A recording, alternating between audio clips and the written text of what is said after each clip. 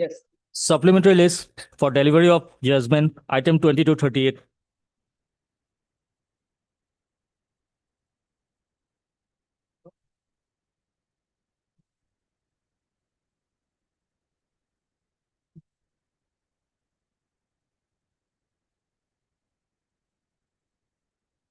Last part.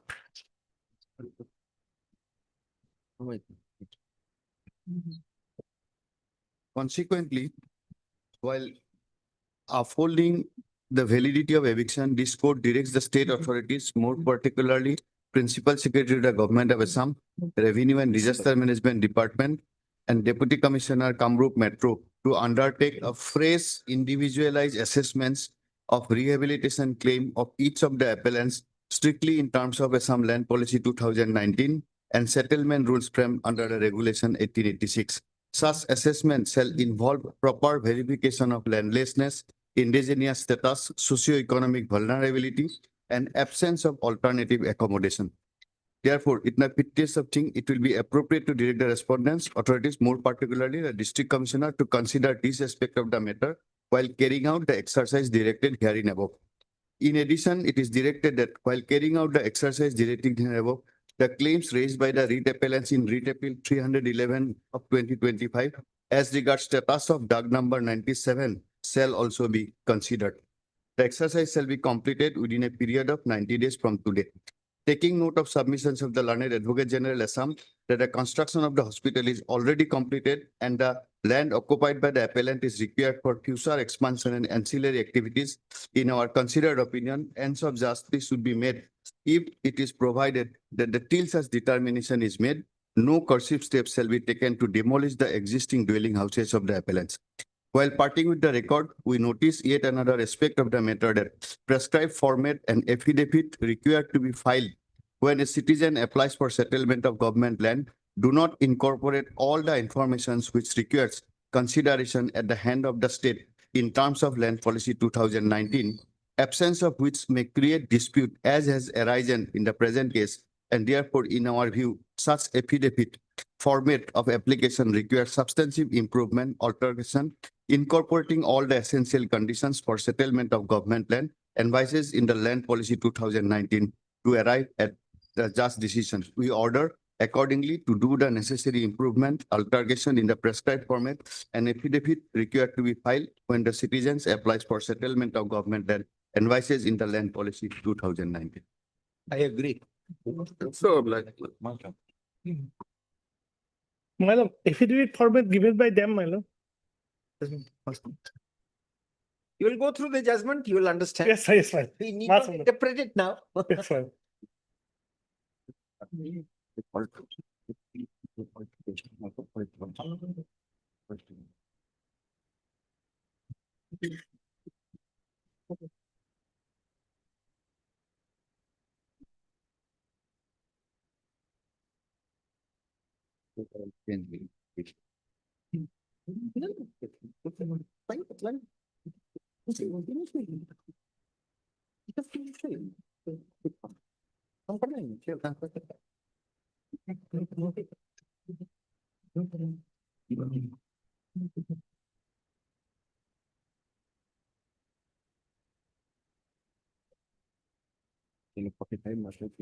no, like, As of this.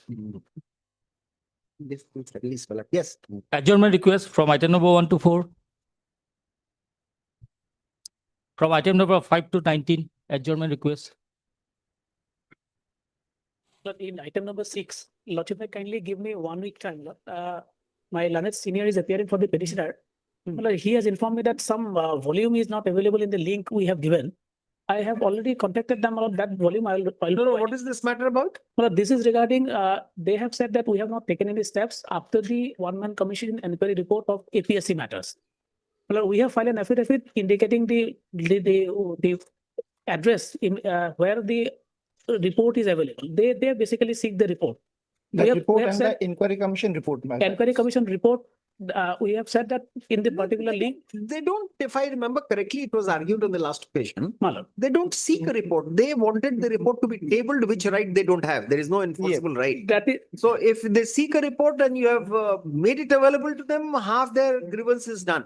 Now, Yes. what have you acted on it, whether it is enforceable, that is a matter to be decided. yes, yes, So what do you want now? but The They- volume 2 report is they not there, said my that in the particular link, the volume 2 is not available.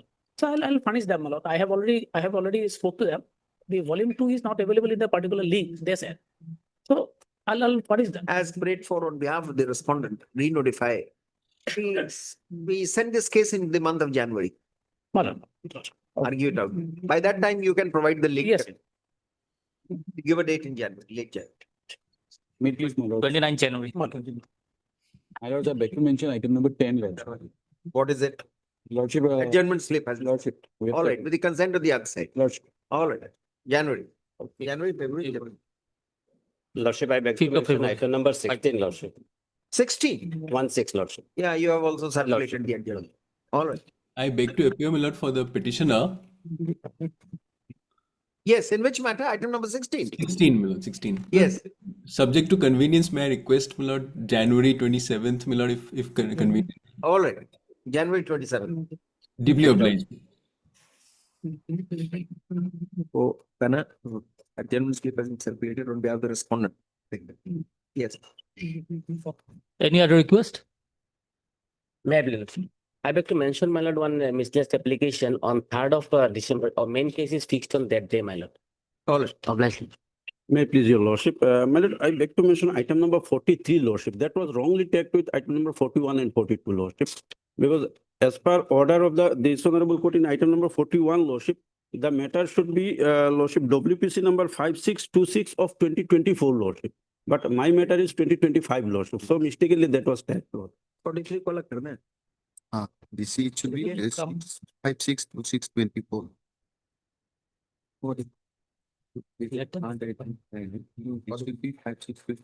अच्छा, therefore this case is not there. This is a different case. already. Different case lord. Take them. Who are you? NH Borbia on behalf of MS Mojumdar law. The learned advocate appearing for the petitioner in WPC number 5626 of 2025 submits that this case has wrongly been tagged along with WPC number 6172 of 2025 and 5624 of 2025. In fact,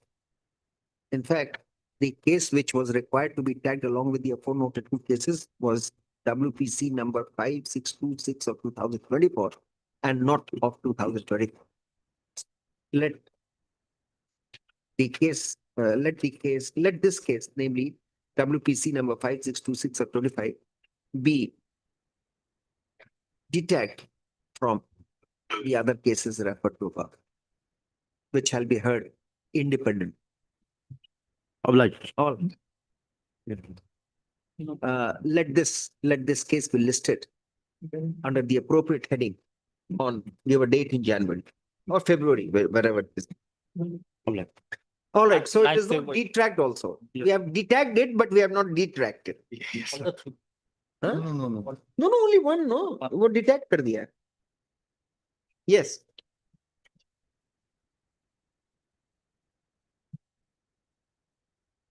Daily list for admission item 1. In item number 1, I have got the enquiry report yesterday at night. So I have prepared the affidavit filing it today.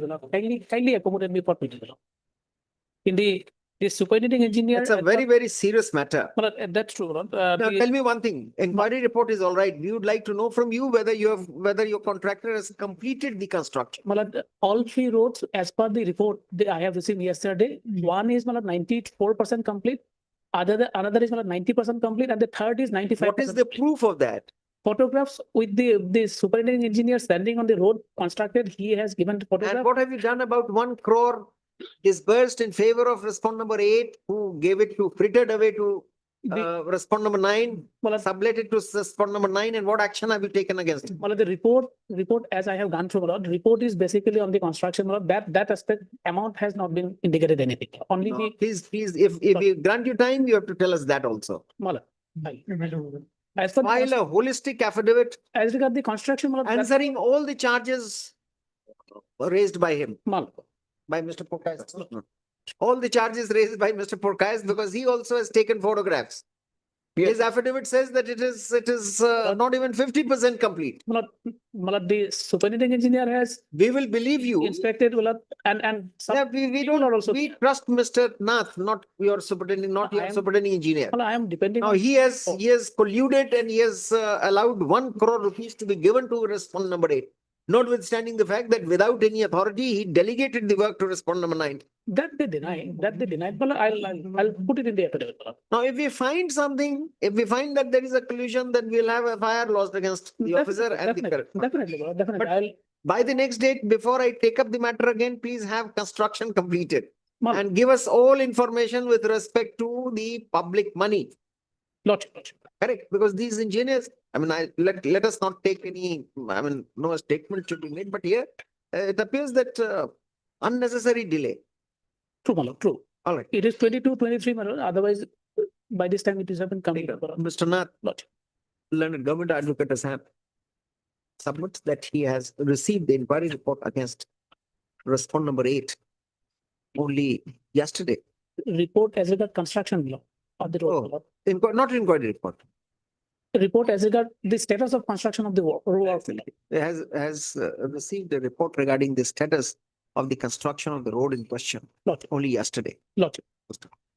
He would also require some time to collate all information with respect to the charges leveled in the petition My lord. for him to file a holistic affidavit by the next date. Let that be done. List this matter on so and so date. My lord. Lordship. We are keeping it in February 1st. Lordship. 2nd February. Mr. Purkaz, after that, you take another photograph, let us know whether it's correct or not. Even my lord, My lord, since they have said 95% done, they Hello. can take, they So can far, take it. so far our information is goes on. Yesterday we. No. Now that there is that, My lord, we can't adjudicate an oath against an oath. my lord. So we will see what is the way. out. True, my lord. All right. Supplementary list, item 39 for orders. What you're hearing. Yes, May I please, your lordship? Unfortunately, in the meantime, lordship, item number 39. Yes, unfortunately, in the meantime, they issued a sale notice, lordship. And challenging that sale notice, we have filed an interlocutory application that is not before my lord today.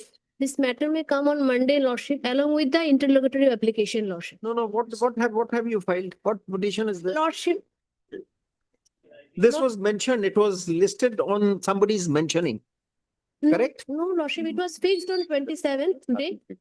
All right. A Let service this case, of- what is the urgency? We'll give a date. In the meantime, no, lordship, in the meantime, they have issued a sale notice, lordship, fixing 7 for the auction of my property, lordship. That What is, can be done here?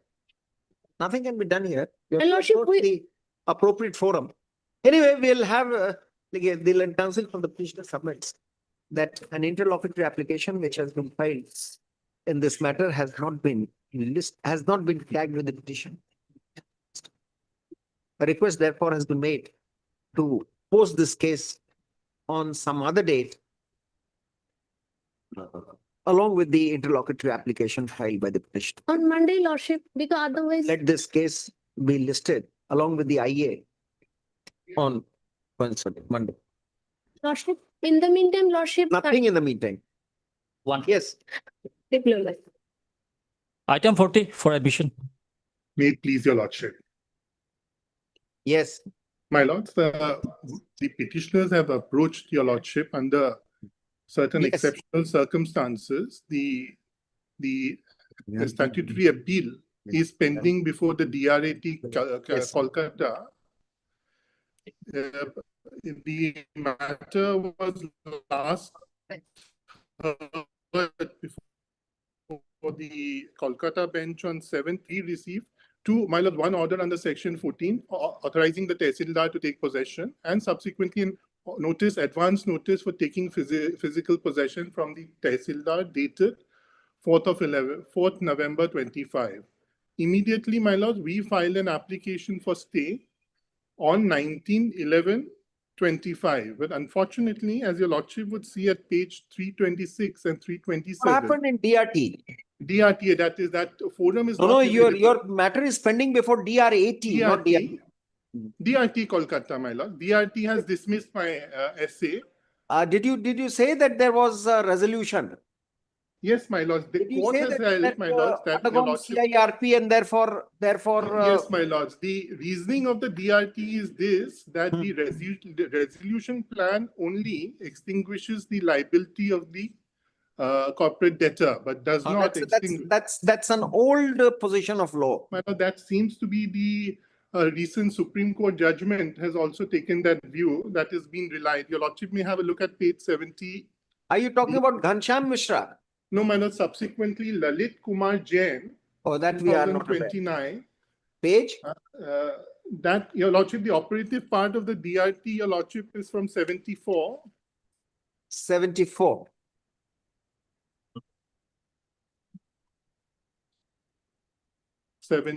Is the operative part, and really that judgment if your lordship sees at 77.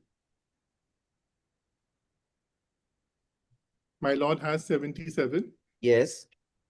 The second paragraph, in the case of Lalit Kumar Jain versus Union of India, the Honorable Supreme Court has held that the approval of a resolution plan does not ipso facto discharge a personal guarantor of a corporate debtor of his or of her or his liability under the contract of guarantee. The release of or discharge of a principal borrower from the debt owed by it to a creditor by an involuntary process, that is by operation of law or to liquidation. That's all right, but there is no, just for curiosity and My to lords. quench our inquisitiveness, My lords. this position is not the current position of law.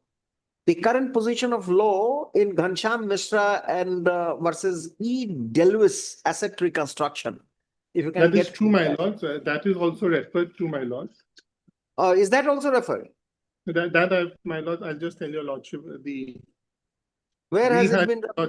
we had referred to No, Ghanshyam. it that only is- says that the resolution plan, beyond the resolution plan, a guarantor would be liable. But And so that is far what? so far The as the whole thing resolution is is my- concerned, it operates against everybody. It's That binding, is but true. nonetheless, now here the My question is lords, this. My lord, the Now, question is this. Mr. Goswami, just hear us out. My- Here the difficulty is that we are not adjudicating it. For the quite reason that this matter must be adjudicated by the DRAT, My lord. and Satyavati Tandon prevents us from interfering with No, this. that is quite right. We have pursued our matter before the DRAT Kolkata. But if your lordship sees at page 326. Doesn't matter. Suppose advance possession notice, they will put a sticker on your house in No, I Gurgaon, see. and No, your lords, possession. my lord, this is physical possession. Your- Symbolic has already taken earlier. That's all right. So 13. your possession can be restored, but what do we do it? What is the next date? When is the DRAT sitting? The DRT, my lord, our government, if your lordship sees at para 11, page 10 at para 13, in fact, through video conference when he was in, because he's holding charge of both Kolkata as well as Delhi. So we may, through, if your lordship just see, my lord, at para 13, the petitioner immediately on 19/11/25 filed a fresh interim application being so-and-so and so-and-so, seeking put up of the petitioner's application. As stated above, the Honorable Chairman is presently holding charge of DRT Calcutta and presently presiding from Delhi. Despite the aforesaid, the petitioner mentioned the matter before the chairman on 24/11/25 and was informed that the said matter 25, thus leaving the petitioner remediless. May I make only this small submission, my lords?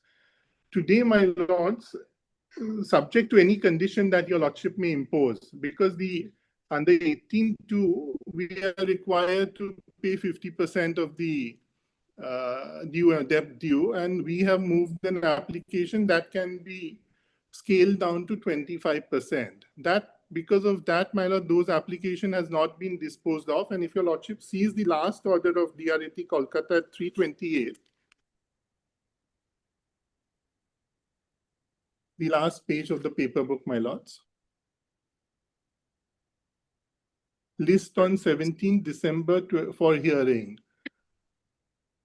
So subject to, my lords, any condition that your lordship may impose, lordship may protect me till I can, my lords, my application Just a before minute, the, page 328 my- says list on my 17th lord, of that- December for hearing. my lords. But when we orally mentioned, the honorable chairman said it can't be taken up before 3rd. He is now present because he's holding both Calcutta as well as Delhi. Have you deposited 50%?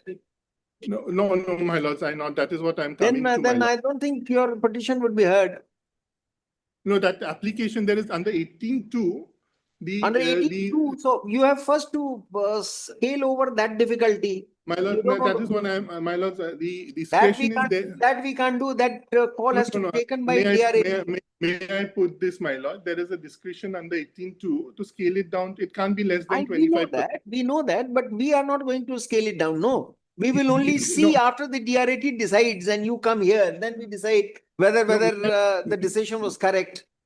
My lord, this is a case, my lord, if your lordship sees that 185 there stand, in my view, my lords, if your Now lordship sees that their Mr. whole Goswami, admitted we are amount. asking you, Mr. Goswami, we are asking you these questions only for us to understand the urgency and the time. Because if we, do it, if we stay the process till 3rd of December also, you will not be able to take any relief. Then you will come again for extension. We No, my can't lord, help it. subject to, my lord, subject to me depositing whatever your lordship, my lord, directs us to before the No, why do DRAT you do that? You deposit under protest there, make My your lord, petition maintainable. My lord, I And am then seeking you, only a limited, pray for- my lord, may I only pray for a limited protection subject to any amount that your lordship directs us to deposit before the Calcutta DRAT.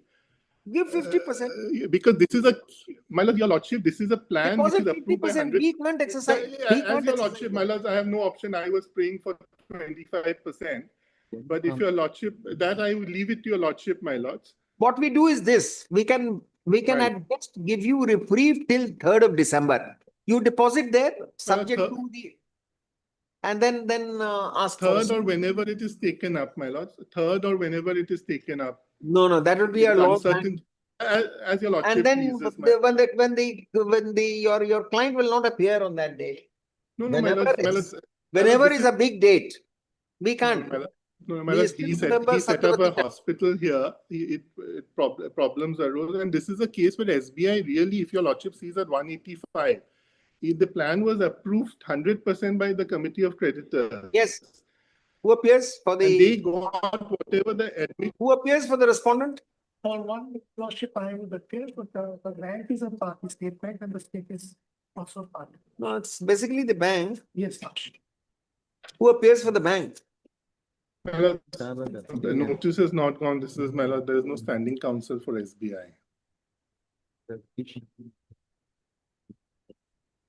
No, somebody has been appearing for banks here. Now, you should have done that earlier, Mr. Goswami. You should have. I instructed notice my. Dusty. Without even seeking an order, you could have informed the council. No, my lords, How I did he pass requested an my order? learned friend.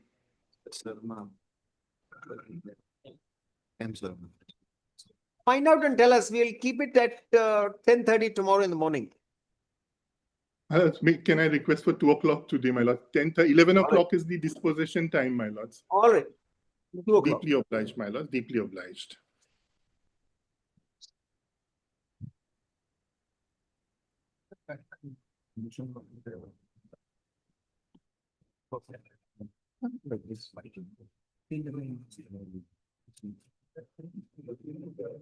Item 41 and 42.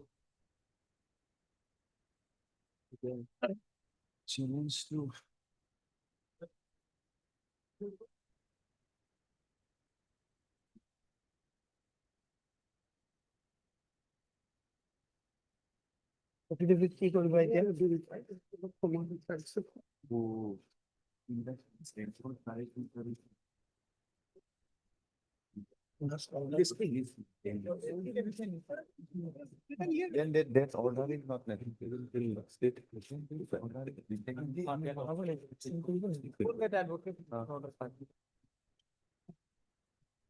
That order. That order. No, no. We'll correct it. Yes. May I please, Your Lordship? Wrongly listed. Just call that advocate. Yes, there was some confusion with respect to item number 43. 43 is yours, but I am appearing in 41, 1 Miller, 42. all right. Now you're appearing in 42. 41. 41 Miller. In fact, Mezzo, 41 was tagged with 42 and 43. ah, 42, who appears in 42? my lord, if I may place it, my lord, 42 has also been wrongly tagged. My lord, it should have been, my lord, WPC 5624 of 2024. No, that This- record has come. Record is correct. Record is here, only the Cosmist has wrongly printed it as 25. My lord, So, but you are appearing for the petitioner here. but it's for the statement. I'm for the state, my lord, in item number 41. My lord, I'm praying for some time, my lord, to file our counter, my lord. Here, my lord, the challenge has been put to, my lord, 1964 Land Acquisition Act. Okay, And so far, my lord, in WPC 5624 of 2024, my lord, an affidavit has already been filed by the state, my lord, defending the 1964 Act. But since now this item 41 has come on board, my lord, we'll be filing a comprehensive affidavit bringing all the aspects on board, my lord. So she will kindly grant us some time, my lord. all right. Like that. As a pura 41, as a WPC number 6172 of 2025, which has been listed today at serial number 41, was directed to be listed along with WPC number 5624 of 2024 and WPC number 5626 of 2024. The records of the aforenoted two cases have come, but wrongly, the case number, but the case number has wrongly been printed in the cause list. Precisely for this reason, the lawyers appearing in the aforenoted two petitions are not available today. However, in WPC number 6172 of 2025, in which Mr. K.N. Chaudhary, learned senior advocate, appears, Mr. Borpuzari, learned advocate for the respondent, seeks some time to file a comprehensive response to the petition. Let that be done by the next date, re-notify. We put it in January. Miller. Well, there's an interim order which is continuing till date, Miller. The interim, because we are not vacating the order, so No, it no.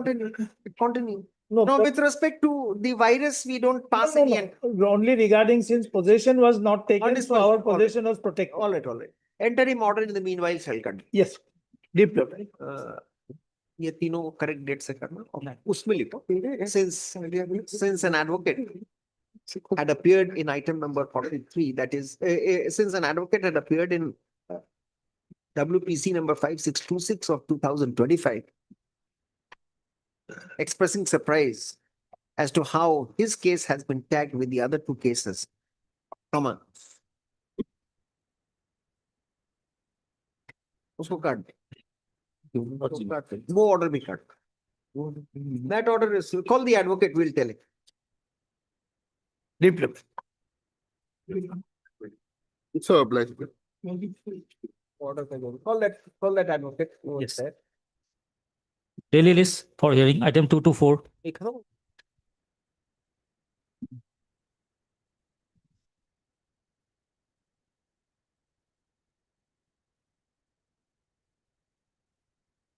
Yes, you said that some compilation was. Yes, that has been filed. That has been filed. It is on record.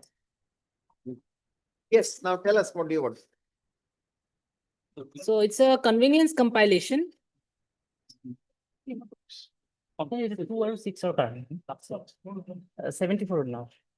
इसको निकालो. Yes. So your lordship may just see page 3 of the convenience compilation. Four of the convenience compilation. No. Page 4 is all right, but then which document is this? This is the Assam state policy for the transgender. All right. Now, what do we have to do with this policy now? We understand the policy. The policy is there. We have made an introductory note in our order also, what is required to be done. Yes. So if you're required to take us through all the policy decisions, all right.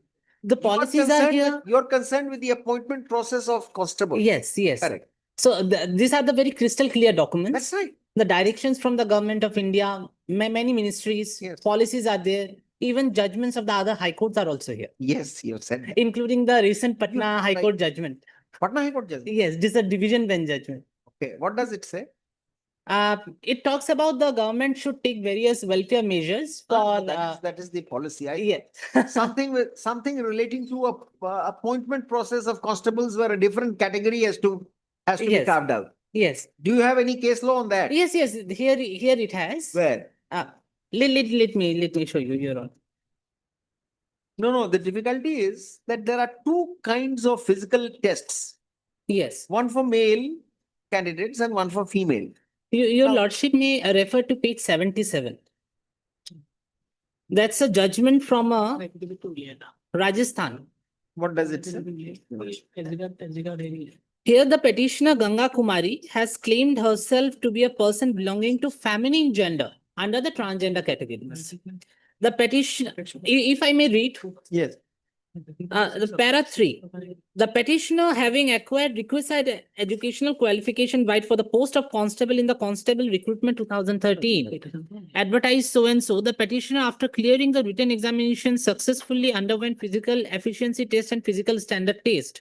Her documents and credentials too were found in order, for which her name was shown in the select list published so and so serial number 148 for the district Jalore.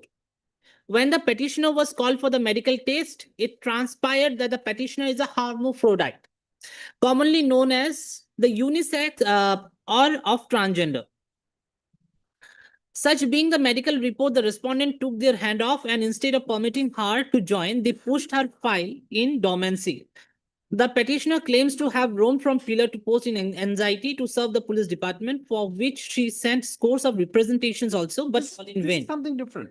So this way, now your lordship, why this judgment is important? Because the Supreme Court Nalsa judgment says that a person under the transgender category can refer to him or her either as a trans, unisex, or male or female, or as third gender. So now here in this case, the petitioner applied as a feminine As a because female- there was a male and as a female. female category was there, transgender separate category was not been made. So she applied as a female, as her documents was converted into a female. Thereafter, when she applied and everything was done, she came under select list, and when the medical examination, it was found that she belongs to a transgender category. Her application and candidature was rejected, was shut down. So thereafter, she challenged the entire process. And this is the entire case of the Jodhpur, Ganga Kumari. And take us to the last, the relevant portion of the judgment which says that there should be a separate category in the advertisement.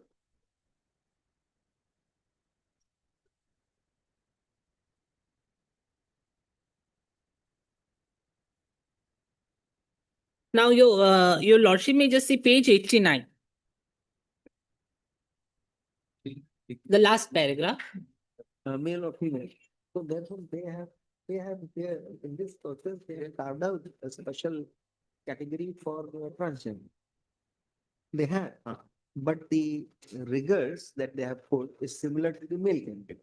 So you want a lesser rigor in the recruitment process from male and slightly more than female. I think I could understand this much only. Okay, so if your lordship may just see at page 89. That we have followed. This is different Then process. there Now, is a Unlike this situation in Rajasthan, yes. here in Assam, the recruitment policy took into account the transgenders and also made a special category. But the rigors put in the examination was similar to that of the male candidates. Yes. Correct. So what do you say? What do you propose? Because in that case, In that, see, you have been given a separate category. yes, So you will be competing in your category despite those rigors. yes, So but therefore, how it is prejudicial to you? the prejudice comes at that moment when the transgender category was collabed with the male. Now suppose, Acha, therefore, there could be a female transgender and a male transgender. yes, So and also can be a transgender who has difficulty- neither obtained surgery. difficulty arises when no separate category is carved out, Yes, as in Rajasthan. So here a separate category is carved out, but still there is a problem. No, So you no. can say that I'm a Here- transgender but female. here also in the state, in our state, there is no any separate category. No. They, Here they have, no, they don't have the separate category. No, The policies are You there. said that, then we have started on a wrong premise, advertisement. Where is the advertisement? The advertisement, Show us the advertisement. Then we started on a wrong premise then. Please refer to our order dated 4/9/2025. the advertisement is at page 72. Page 72. AB male, sub-inspector, what is AB? Arm branch. Armed branch, male and transgender, 314 posts.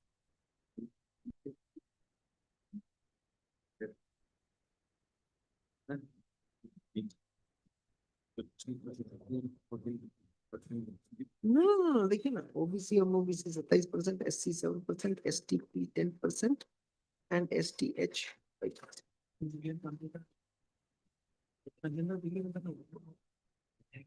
अच्छा, they have. Because.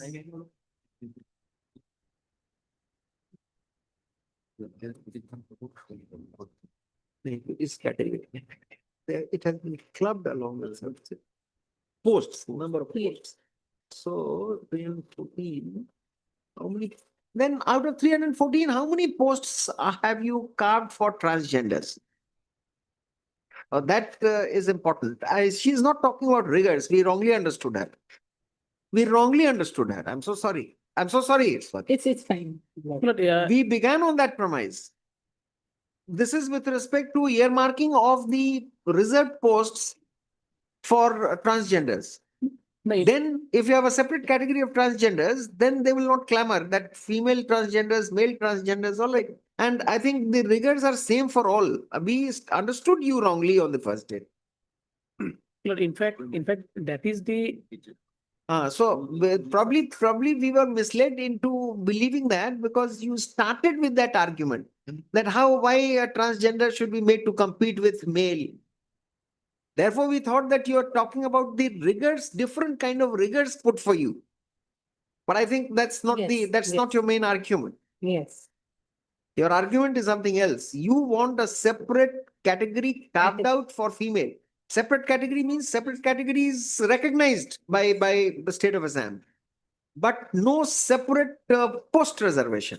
Yeah. I mean allocation, not reservation. Allocation. It will again cause problem. Allocation of seats. Yes. not. Out of 314, you could have said 14 for transgenders. In that case, male and Yeah. female will not clamor. But, And you are under an obligation to do that, under the policy, under the rules, by virtue of the judgments of the Supreme Court. but there are two aspects Lordship may kindly consider before going to that. But paragraph 18, what they have prayed in there, basically they are praying for the rigor. If Lordship kindly comes to page 18 of the PIL petition, they have prayed that directing the Director General of Police to take immediate measures to republish and amending both the advertisement and should formulate a suitable criterion option in the physical test, medical test, etc., which fits the proposition for the transgender person. That is what they have So projected. have you put two different kind of rigors for male and female, or same rigor? Male and female, same. Male and female different. Physical standard for male and transgender is different, and the female is different.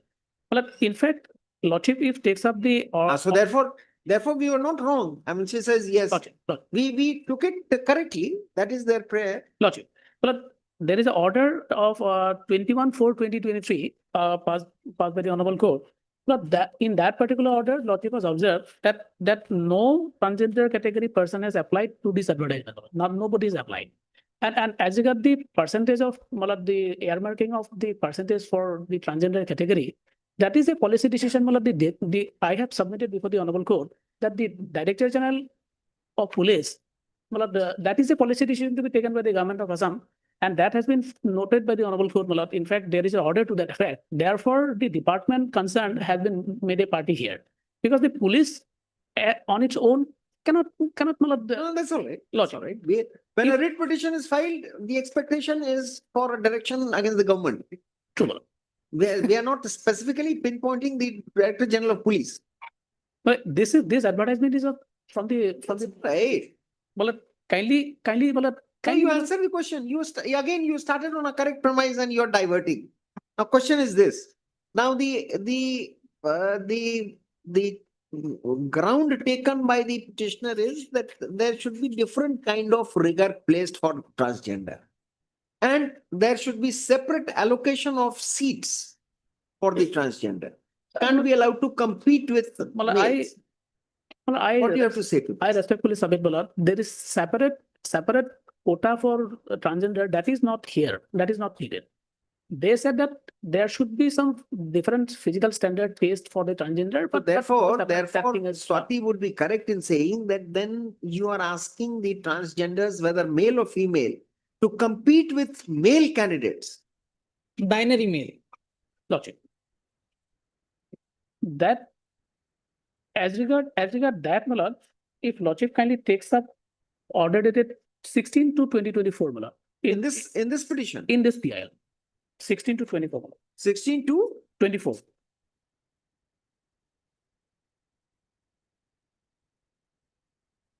In PIL 6, Malad. yeah.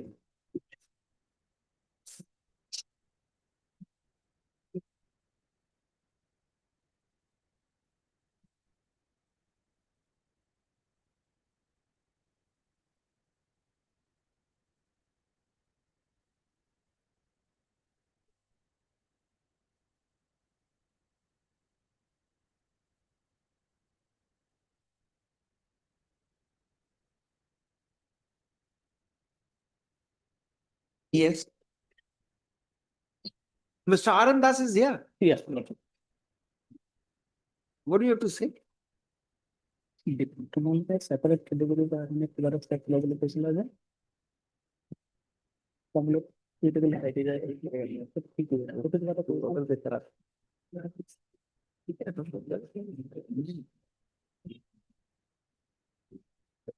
criteria ना जाने का ना चाहिए Now, Mr. Nath, you can, for the present, you can hide behind your argument.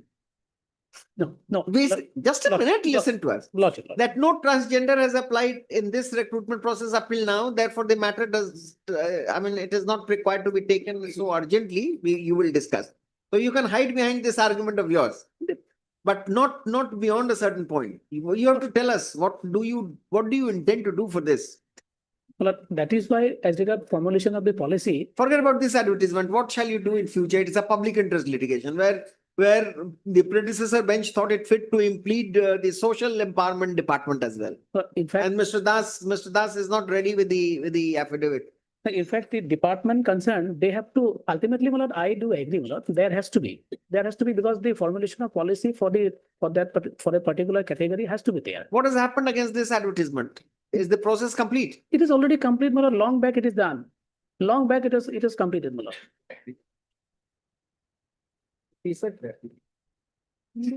You'll have to modulate, Swati, you'll have to amend your prayer. We will not ask you to file a fresh petition. You will have to amend your prayer. Now the issue does not pertain to this appointment process. That's over. Particular. And no transgender had applied. Therefore, you are not prejudiced. So we can't even question them on that. No, Correct. your lordship. So therefore, you will have to modulate your prayer. We will permit you to do so, that in future, any appointment, this should be taken care of. I think we can pass an order directly.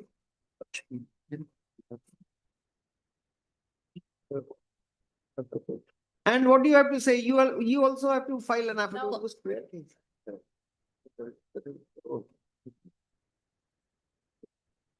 Now, your lordship, You have to modulate your prayer. I will, but your lordship, there are two, three things. When we are making a prayer to, for having a separate medical criteria, and there has to be certain evolving principles for the transgenders, why we are asking it so? Because even though if they create a reservation and separate quota for the transgenders, there has to be some medical criteria. Now, a person who is undergoing a gender reassignment surgery and converting from M to F and F to M are intersex persons. They may not be fit within the medical standards as compared to the binary male and female. No, but binary male and female, but they are human beings, no? Minimum standard is necessary because police force, no? Yeah. You can't say that you are weaker than a female category. So I think if the rigors applied for female is applied to you, I don't think any member of the transgender would have any objection. Male candidates may question that, well, Yes. amongst the transgender, which is a separate category, he is a male, therefore she should not have been put to lesser rigor. But otherwise, you will not have any difficulty. It can't be reduced to that of a child, no. It's a police force. Yes, yes.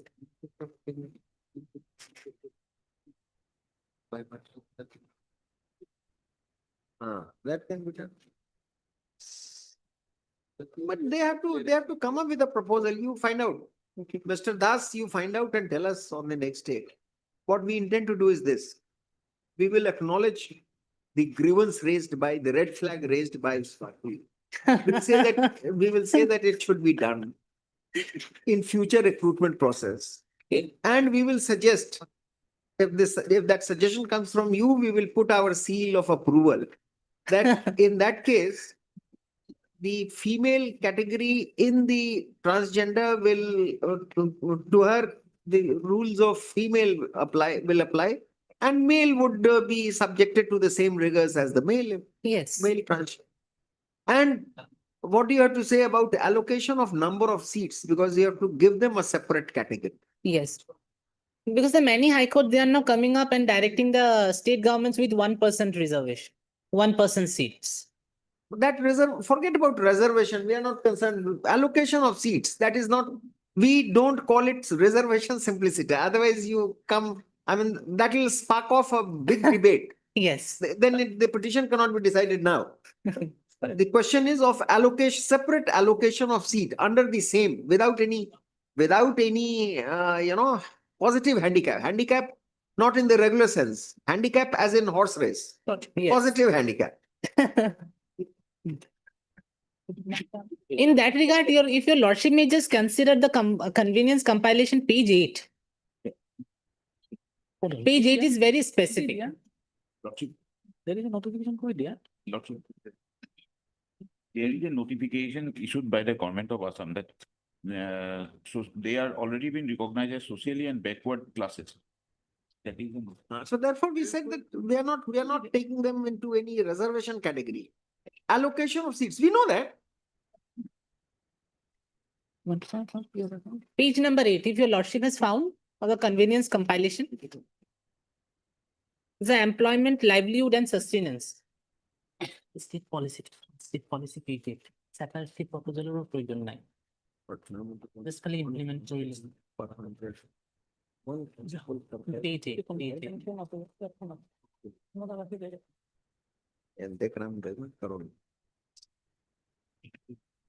If I may read, lordship. 1 second.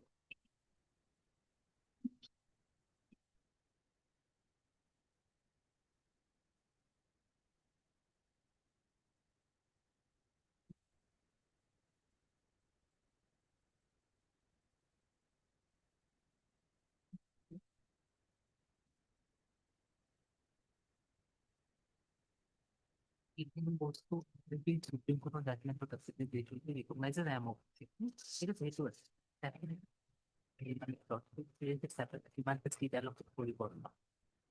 It took clarification now. It took page number 8 of the Assam policy resolution. Yes, convenience, compilation.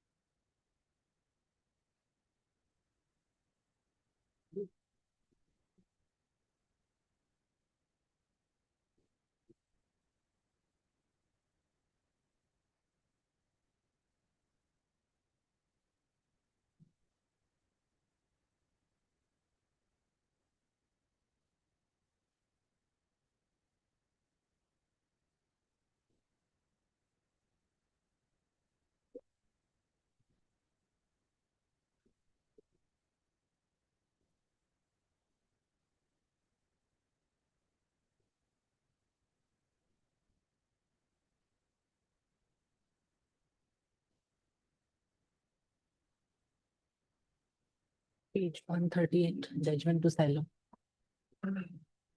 Compilation.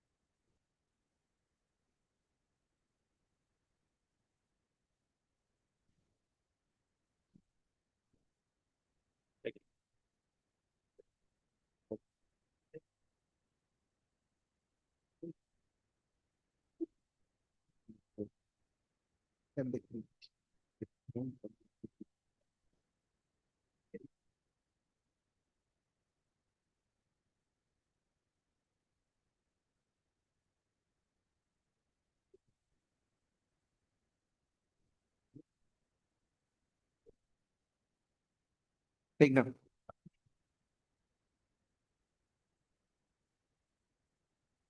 We have heard Swati Vidhan Barua, learned advocate for the petitioner. Mr. D. Nath, senior government advocate, Assam. And Mr. Aram Das, planning council, social justice and employment for the respondents. This PIL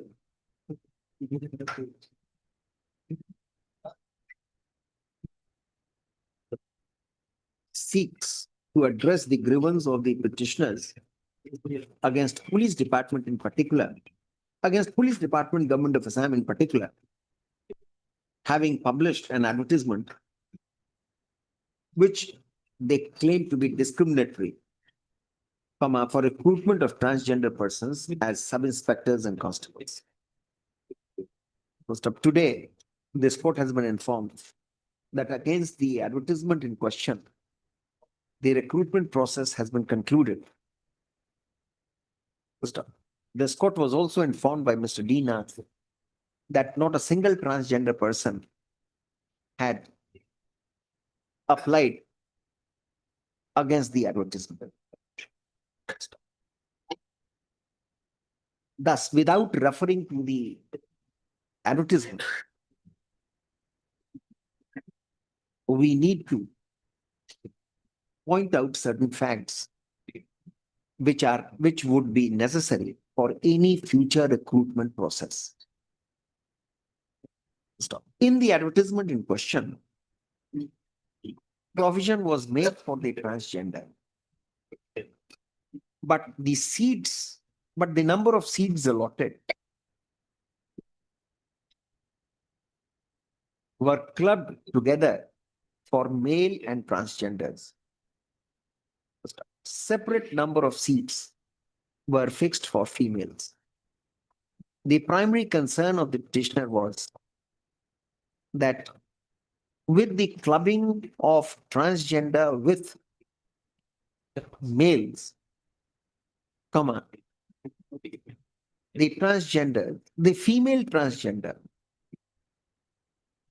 would have been required to undergo the rigors of the male candidates, which was discriminatory. The concern of the petitioner, therefore, was twofold. Namely, that there should be some allocation of seats for the transgenders. And within such allocated seats, number of seats, it should be open for the candidates to apply as a male transgender or a female transgender, so as to be put to the so as to be subjected to the same rigor as a binary male and female in the process of recruitment. Mr. Nath, learned counsel for the state, submits that this would relate to the policy decision of the state. Unless a policy is framed, the Director General of Police or the recruitment body cannot go for such separate allocation which would amount to reservation. What would be the percentage of reservation? Would have to be based on empirical data regarding the number, their social and economic status, and other factors.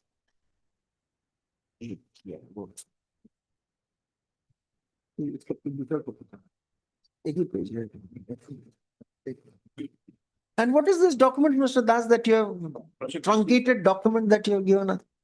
Half page. Where is the heading of this? You keep the first page with you and give the second page to us. I'm sorry. In paragraph 6, Lordship, it has been. Please.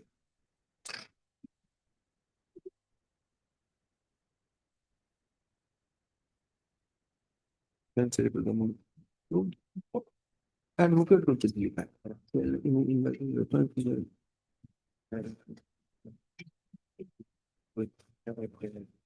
How can you hand over this document to us?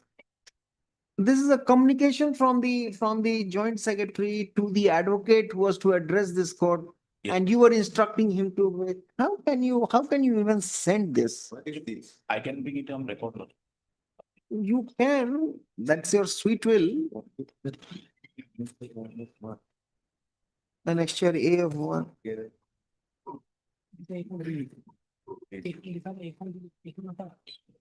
क्या लिखा है पर?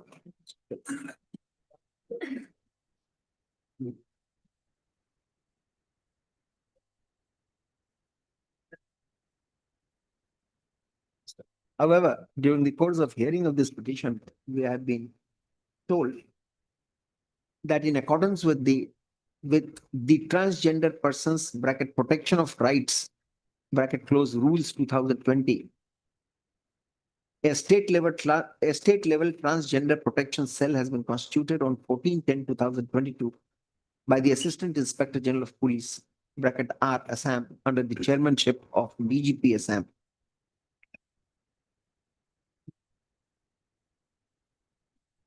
The transgenders in the state of Assam are provided with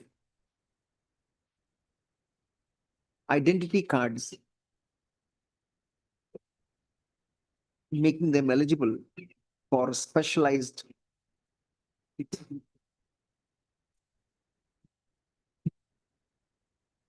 privileges like medical facilities, ration cards, etc. Since the Supreme Court in the year 2014 recognized transgender persons as a third gender, the governments of the states were directed to provide them with all kinds of reservation in education and employment, treating them as socially and educationally backward class.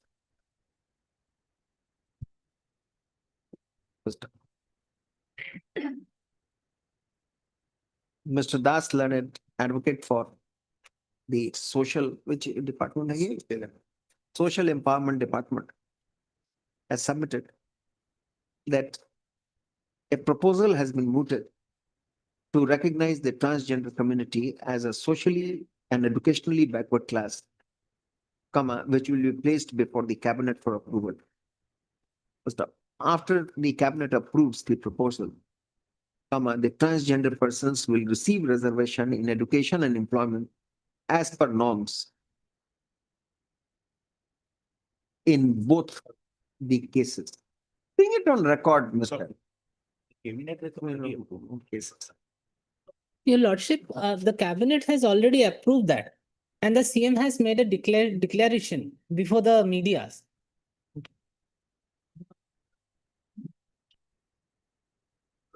I don't think so. Anyway, we will have the detailed affidavit. Once the proposal receives the assent of the state cabinet, it would be the bounden duty of the recruiting bodies to allocate special number of seats. While doing so, special care would be required to be taken with respect to the kind of rigors that the members of transgenders would be subjected to. It would only be appropriate, which we say by way of suggestion, that male transgenders should be subjected to the rigors like male candidates, and female transgenders should be subjected to the rigors of the female candidates. If your There Lordship is no may just specifically mention that trans man and trans woman. female under transgender, we have said that. It would only be in keeping with the Transgender Persons bracket Protection of Rights bracket close Act 2013, whose object and reasons are to provide protection, to provide for protection of rights of transgender persons and their welfare, and for matters which are connected therewith and incidental thereto. The government is obligated to initiate welfare measures for persons of transgender community. Steps have to be taken to secure full and effective participation of transgender persons for their inclusion in society and access to employment.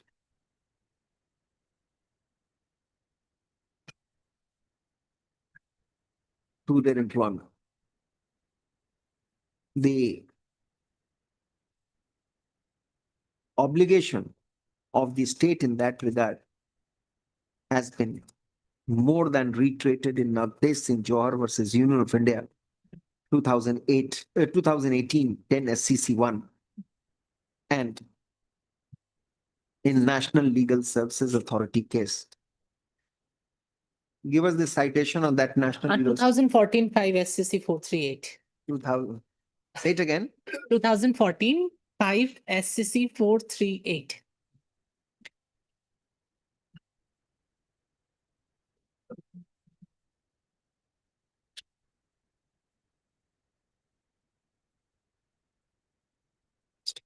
There is no doubt that there is today the recognition of one's gender identity of the transgenders, which lies at the heart of the fundamental right to dignity. But special measures are still lacking for providing them the access to employment. It is only then that the transgenders can also be included in the mainstream of society. On this aspect, the senior government advocate, Mr. Nath, and Mr. Das, led counsel representing the Social Empowerment Department, shall apprise this court by the next date as to the future course of action, especially with respect to the status of male and female transgenders, and steps to make the recruitment process in future to be inclusive for them. To be inclusive for them. This court would also like to be informed whether the proposal for reservation in favor of transgenders in education and employment has received the approval of the cabinet. List this matter again for the consideration on your date in February. 11 February.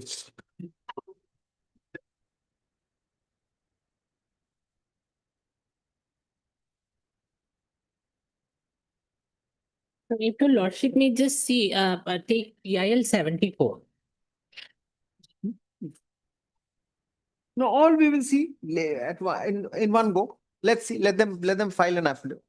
Please don't just file stock paragraphs in your affidavit. Mr. Das, this was not expected of a senior counsel. Some communication between an officer and an advocate, you have passed it on to us. That's not done. No, don't be so casual. We sort of permit exchange of documents, but not this way. Actually, your lordship, that was nothing but that was an implementing the direction of the Nalsa. All right, Control. we'll see. Let's see. We are not passing any order. We are not concluding the petition today because that advertisement is now, that has been done with. That is over. That's over. So for future, we'll see what is to be. Lot. Second question. Who? Second level. Yes, you have no need of that order which we dictated. See, the records of the correct case which was directed to be listed was here. So your case remains where it is. Oh, my lord, that instead of cause list is. Cause list was wrongly printed. Yes. We have, since we dictated an order in your presence Yes. and we are now striking it off, we needed to tell you. My lord. All right. High level.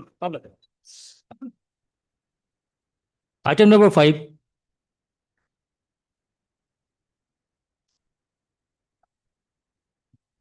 Me, please.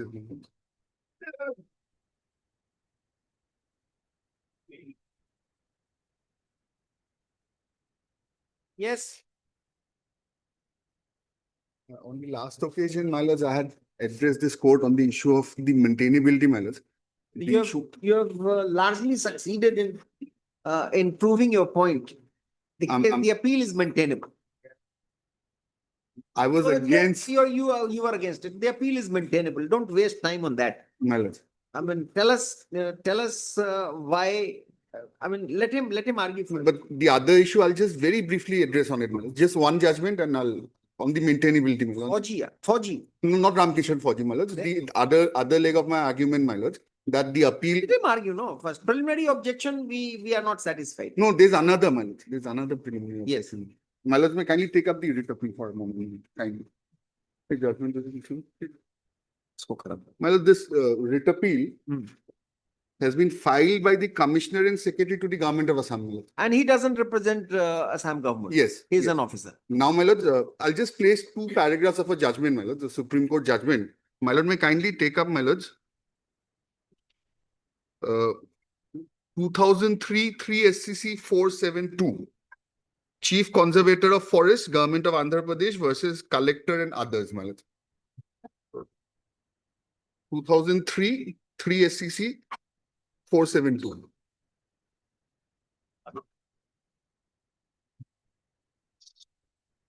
In this case, my lords, what had happened, my lords, the Chief Conservator of Forest, he had preferred a writ petition, my lords, which later on appeal went to the Supreme Court, my lords. My lord may directly come to paragraph 10, my lords. Paragraph 6, I'm so sorry, my lords. What was the preliminary objection raised, my lords? Paragraph 6. Yes. May I read, my lords? Yes. Mr. P.P. Rao, Learned Senior Counsel, appearing for the respondent Pattadars in civil appeal number so-and-so, and Mr. Harish and Salve, Learned Senior Counsels appearing for the respondent Pattadars in civil appeal so-and-so, raised the preliminary objection as to the maintainability of the writ petition filed by the Chief Conservator of Forest, as well as the Chief Conservator of Forest, as well as the appeal arising therefrom. Article 300 of the Constitution of India. I'm so sorry. Article 300 of the Constitution of India, it is contended, provides that the government of a state may sue or be sued in the name of the state. Section 79 of the Code of Civil Procedure 1908 directs that the state shall be the authority to be named as plaintiff or defendant in a suit by or against the government, and Section 80 thereof directs notice to the secretary to the state or the collector of the district before the institution of the suit. Rule 1 of Order 27 lays down as to who should sign the pleadings. No individual officer of the government under the scheme of the Constitution or the Code of Civil Procedure can file a suit or initiate any proceedings in the name of the post he is holding, which is not a juristic person. MSK Amreshwari Learned Counsel appearing for the appellants has argued before filing the appeal. The Chief Conservator of Forests had obtained orders, and therefore the writ petition and the appeal should be deemed to be filed by the government of Andhra Pradesh, not naming the government of Andhra Pradesh in the writ petition as the petitioner or in the appeal as the appellant is only a procedural matter, and therefore it is not fatal to the maintainability of the writ petition and the appeal. Now, this was answered, my lords, by the Supreme Court. Paragraph 13.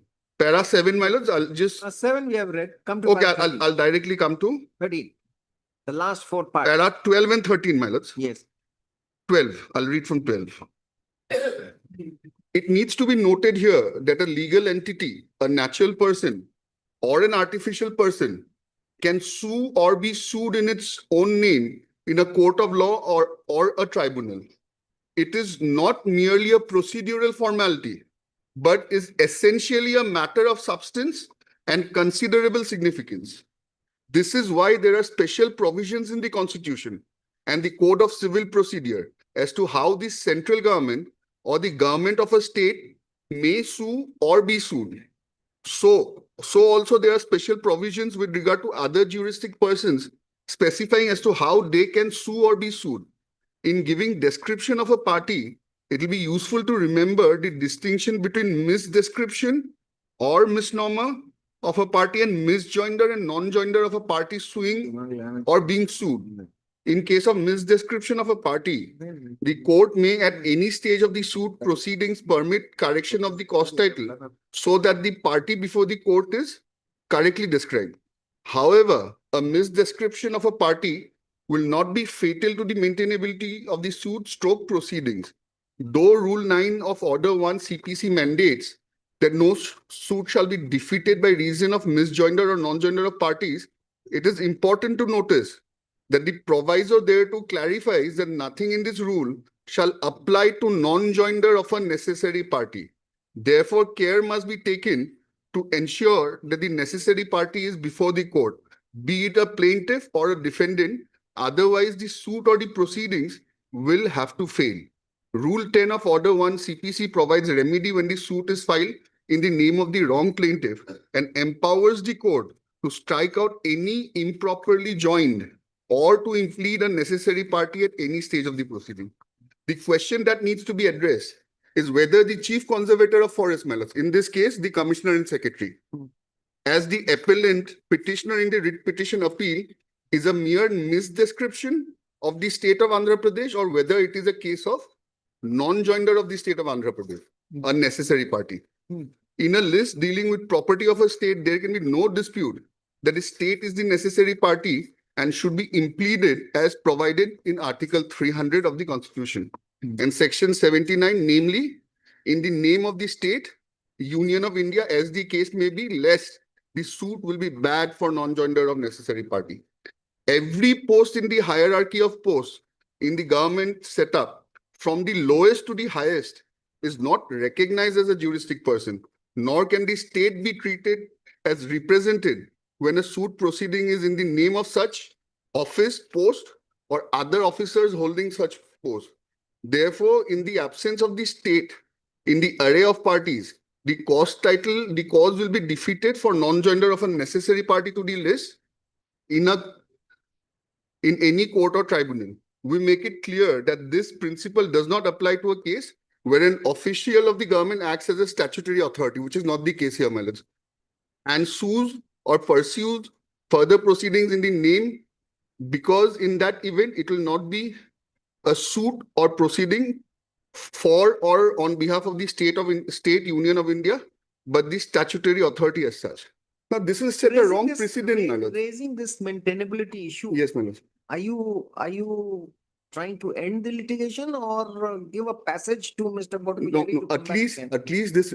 When we are not inclined to accept his appeal on merits, should you be diverting your energy for maintainability? This is a question which the bench is putting to you. We didn't start on the merits. That's why I was not aware, my lord, what merits. Now he has a difficult task ahead, no? Yes. Mr. Bhattacharya has a very difficult task ahead. Now 10 lakhs for a person who died, who was not to be traced, matter of 2008, the inflation, all that, everything has happened.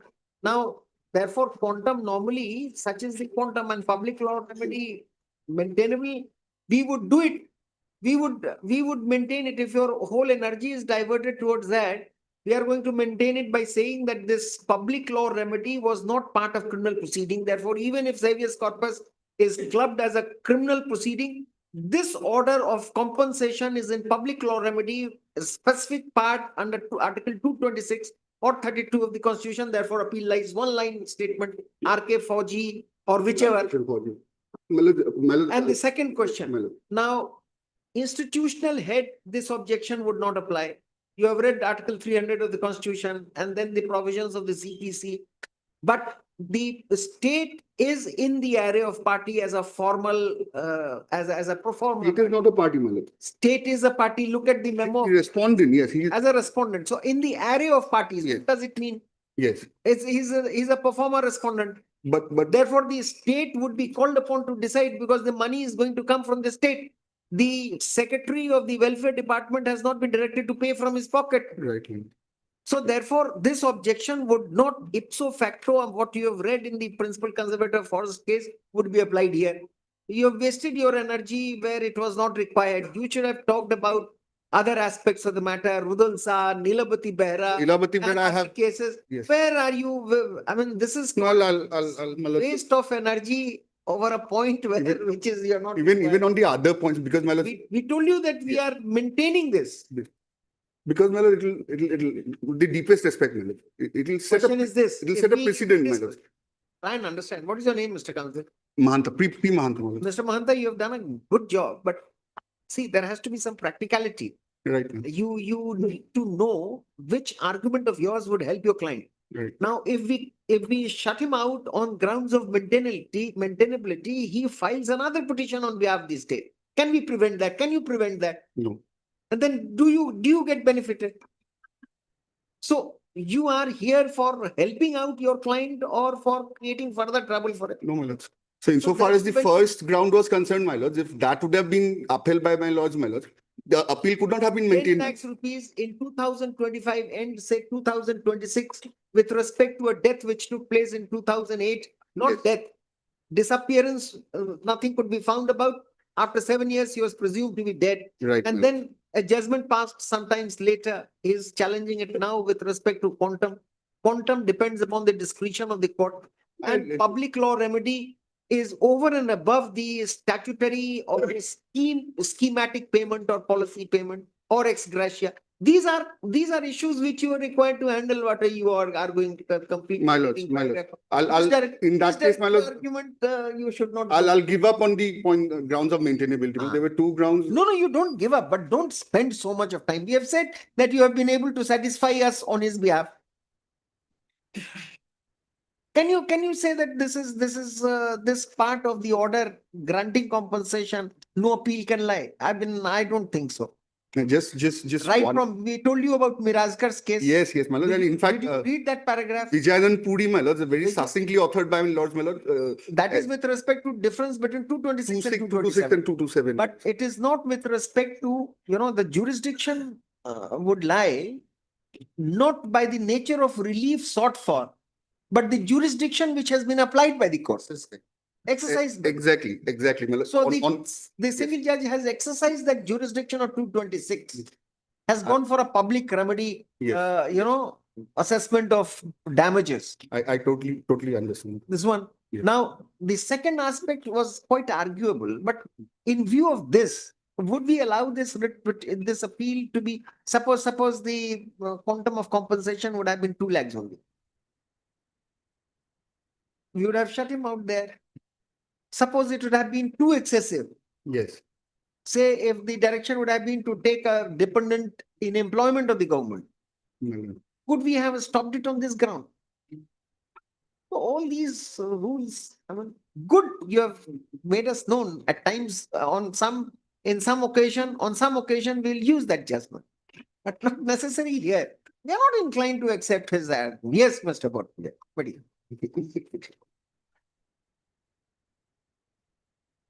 No, my lord, so far as my memo of appeal is concerned, my lord, I have annexed, my lord, the judgment which does not contain the full, my lord, text. Now that, my lord, the full text judgment is available to us, my lord, I may draw my lord's attention to the full text judgment, my lord, from paragraph, my lord, 20 onwards. More precisely, my lord, if lordship may be pleased to come to paragraph 23, my lord. Let us see the reasoning, my lord, given by the Honorable Single Judge, para 23.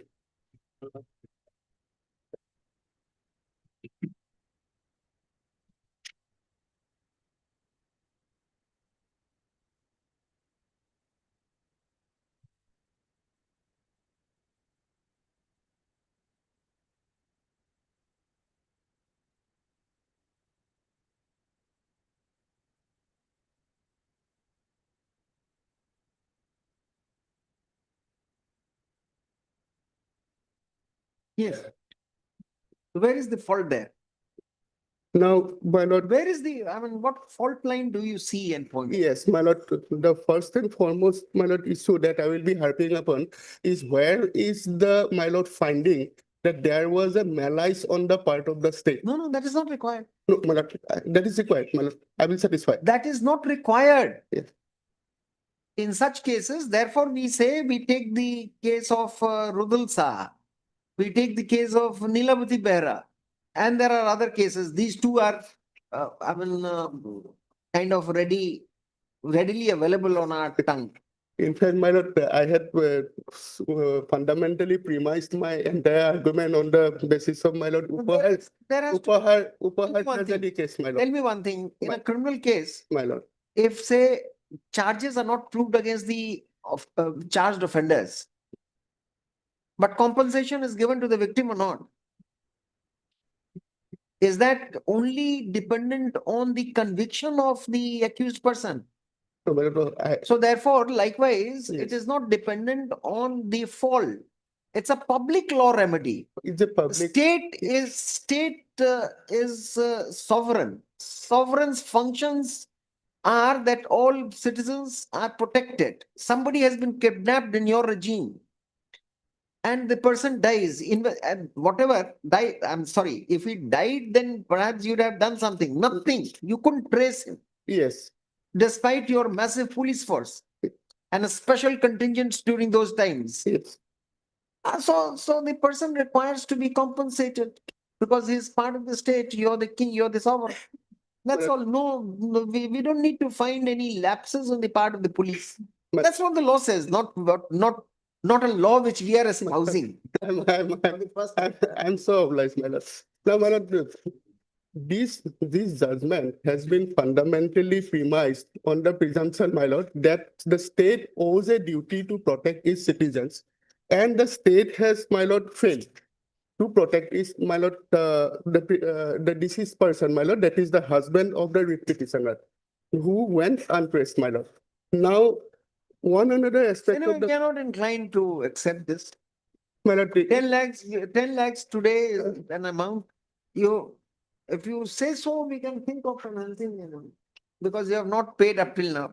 no, we have paid the, my lord, the 3 lakhs under a scheme. under the It state. is 10 lakhs is over and above. If- They demanded 20 lakhs. The judge was kind enough to the state, awarded 10 lakhs. And you know the law, we have said it so many times. my lord, it is Would true. you press this appeal or we For a moment, pay with interest? Up till now, you have not acceded to the order of the court. You have not complied with the orders. now, my lord, You are giving a long rope so that some other time a court should say that this is 2008 matter, why should money be paid today? Sorry.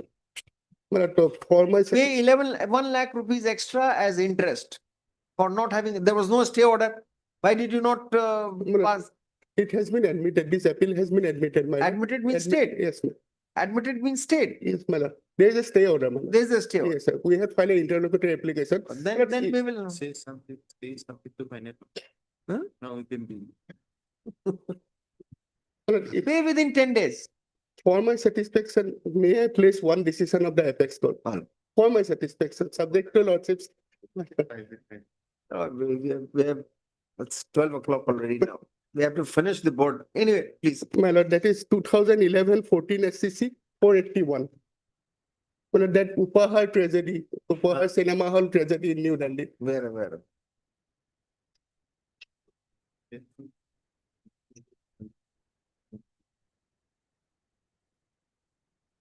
This is 10 lakhs payment to you.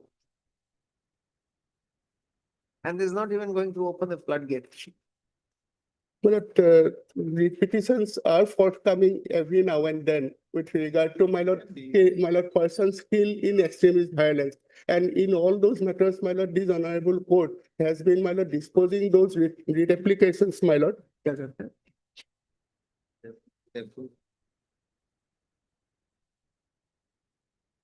My lord, paragraph 54, my lord. 54. 54, my lord.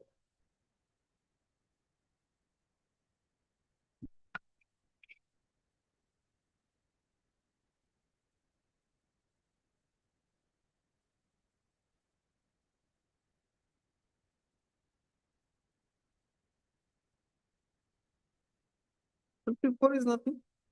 It talks about English law and statutory law. No, my lord, the quantum, my lord, and 55, my lord. 55.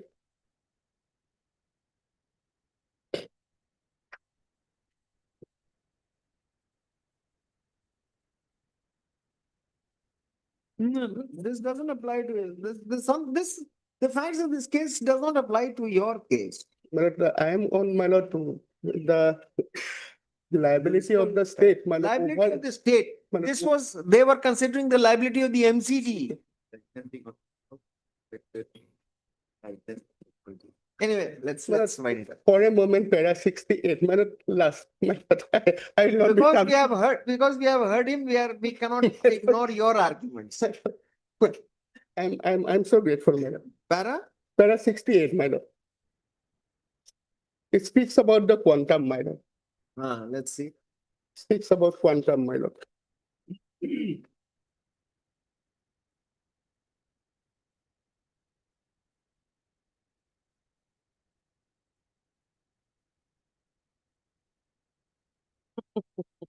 Then they are satisfied with 10 lakhs rupees what they have got.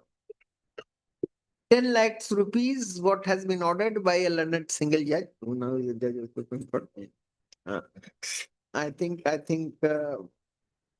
it was a case where the court said that if the concerned injured is not satisfied with the sum of rupees 1 lakh, then let him approach the civil court for claiming higher compensation.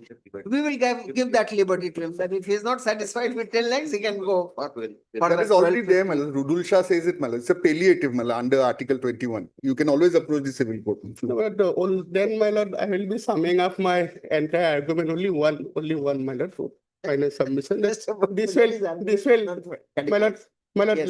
let this not be a precedent, my lord, for. No, we can't say that. Yes, my lord. We are treating Because, Procol my as lord, precedent. We are not creating any precedent of our own.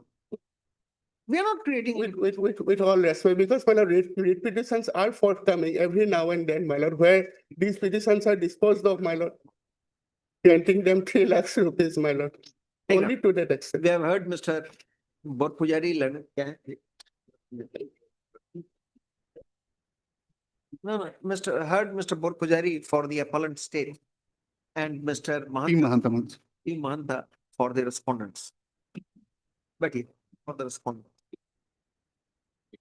By the impugned judgment passed by a learned single judge in WP criminal number 3 of 2017, dated 28th of March 2019. The state has been directed to pay to the next kith and kin of the victim rupees 10 lakhs. What have I said? How have I begun the state?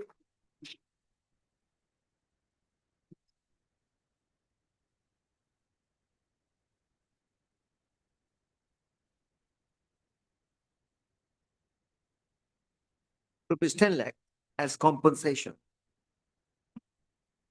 comma, which judgment is under challenge in the present appeal.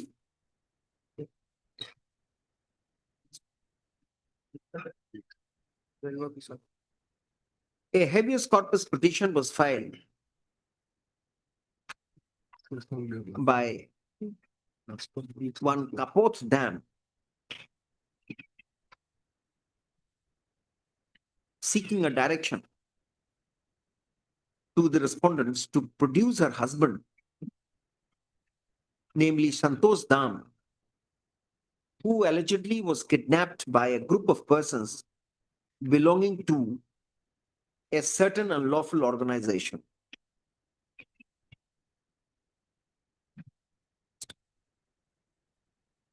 The husband of the writ petitioner remained faceless for a long time, despite the police claiming to investigate the case pursuant to the FIR in that connection, registered at Kheroni Police Station as Kheroni PS case number 11 of 2008 under sections 120B, 121, 123, 171, 365, 326, 302, and 34 of the IPC, read with sections 25 bracket 1 dash B bracket closed / 27 of the Arms Act.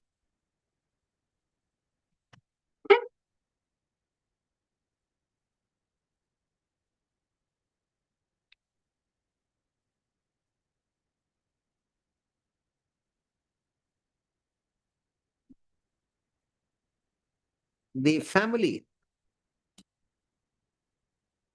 of the victim, even while the investigation was going on, was asked to pay up the ransom amount, which was paid also, but the victim could not be recovered. First, with the passage of 7 years from the date of disappearance of the victim, he was presumed to be dead. He had not resurfaced till the time the writ petition was disposed of. The learned single judge, while dealing with the situation, took note of various cases and found that the family of the victim required to be compensated for the loss of life and the failure of his state to have him recovered. The learned single judge took into account that award of compensation in the public law jurisdiction is without prejudice to any other action like civil suit or damages, which is lawfully available to the victim or the heirs of the deceased victim with respect to the same matter for tortious acts committed by the functionaries of the for the same. The quantum of compensation, the single judge observed, will of course depend upon the peculiar facts of each case, and no straitjacket formula could be evolved.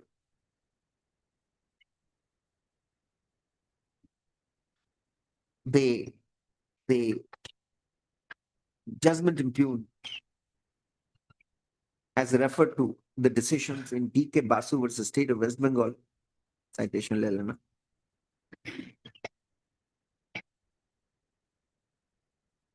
Rudul Shah and other cases where for the deprivation or for breach of fundamental rights of a citizen, compensation was awarded.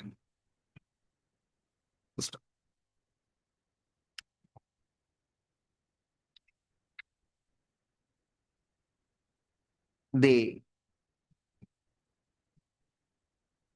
judgment does not refer to any lapses on the part of the state, except to the extent that there was a loss of life in a welfare state where it is one of the obligations of the state to protect the life and dignity of its citizens. Emboldened by such observation in the judgment that the state was not particularly to be, state in its police department was not particularly to be blamed for the disappearance of the victim or his death, the state has, who has preferred this appeal? The memo of appeal kahan hai iska? Good. The Commissioner and Secretary, Revenue Department. The Commissioner and Secretary to the Government of Assam, Revenue and Disaster Management Department has preferred the present appeal. The learned counsel for the respondent resisted the maintainability of the petition in the first instance on the ground that when the Guwahati High Court rules classify a habeas corpus petition as a criminal proceeding, and the impugned judgment having been delivered in a habeas corpus petition, no intra-court appeal ordinarily would lie. The other ground raised on behalf of the respondent about maintainability is that an officer of the government does not represent the state And therefore, for non-joinder of necessary party, comma, the writ petition ought not to be maintained. In support of the aforementioned contention, Mr. Mahanta, learned counsel for the respondent, has drawn our attention to the judgment of the Supreme Court in Municipal Corporation of Delhi versus, no, Municipal, Conservator of Forest, AP, my lord. I'll give the citation. no, 2003, 3 SCC. in Supreme Court, in Chief Conservator of Forests, Government of AP versus Collector and others, 2003, 3 SCC 472. 472. In the aforementioned case,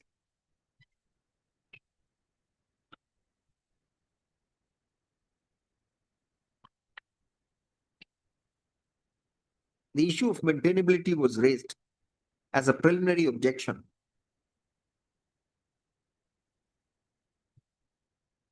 for the writ petition to have been filed by the Chief Conservator of Forests, as well as the appeal arising there, for the appeal having been filed by the Chief Conservator of Forests. Taking reference of Article 300 in the Constitution of India, comma, Section 79 of the Code of Civil Procedure 1908 and Rule 1 of Order 27,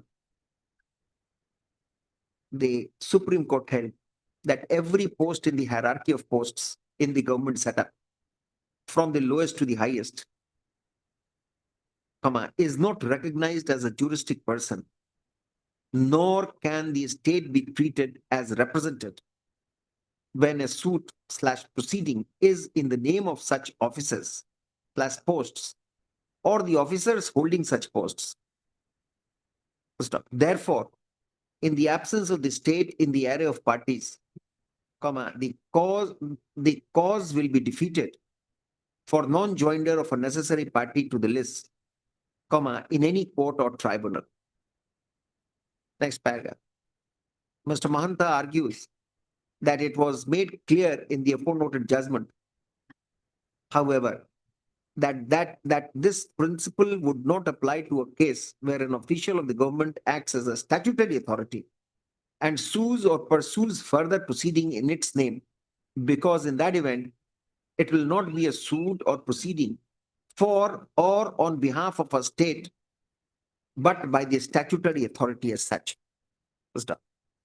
The appellant herein, comma, it was pointed out, is only an officer heading a department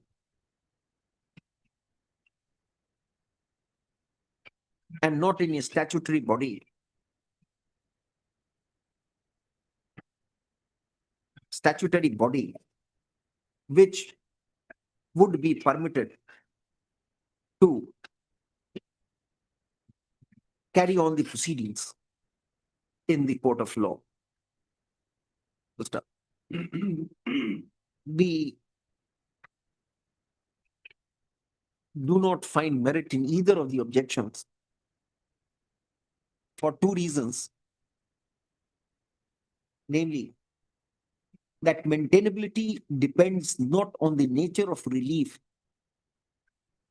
sought or the rubric of the petition preferred before a court of law, but the nature of jurisdiction exercised by the judge, comma, civil or criminal. In a habeas corpus petition, the learned single judge, after having discussed the facts of the case, took recourse to the public law remedy available to a citizen and awarded compensation for violation of Article 21 of the Constitution of India. While doing so, comma, the court was not, for the first time, blazing the trail but only followed the dictum of the Supreme Court in Rudal Shah versus State of Bihar, 1983, 4 SCC 141. Neelavati Behra versus Orissa versus State of Orissa, 1993, 2 SCC 746, and other cases where compensation was granted in habeas corpus petition and in cases relating to custodial death. The nature of the order impugned against in the present appeal clearly demarcated, clearly blurred the distinction of civil and criminal. And the order fell in the jurisdiction of public law domain, exercised by the learned single judge under Article 226 of the Constitution of India, against which an intra-court appeal cannot be said to be proscribed.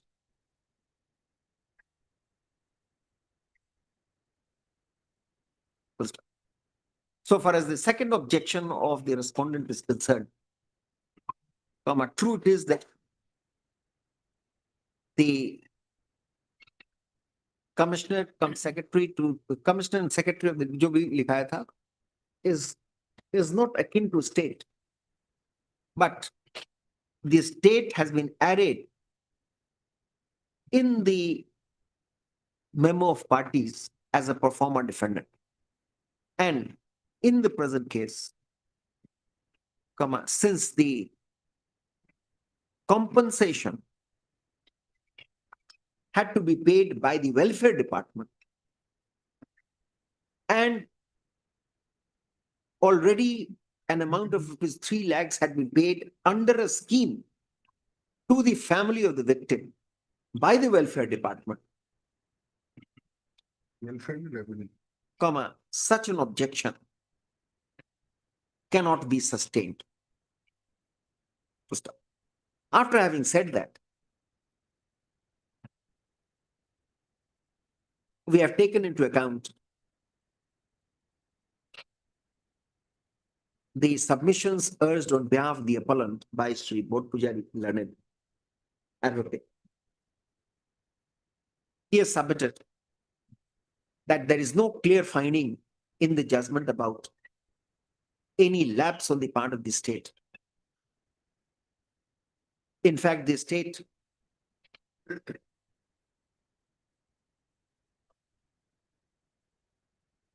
had done its best by timely registering the case and continuing with the investigation.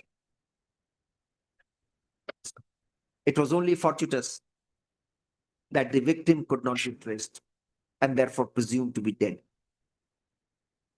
Those were the times when ultra groups were marauding villages and hinterlands for proving and justifying their demands. The entire state energy was directed towards stopping them from creating further chaos in the society. It is not the case of the respondents. Mr. Bodh Pujari has argued that the investigation was lopsided or was not conducted with sincerity, or there had been any lackadaisical approach on the part of any one of the functionaries of the police department. In such a situation, compensation ought not to have been ordered. More so when under the scheme of the state of Assam, the family of the victim had already been paid rupees 3 lakhs. Stop. The other argument raised on behalf of the appellant is that the occurrence took place in 2008.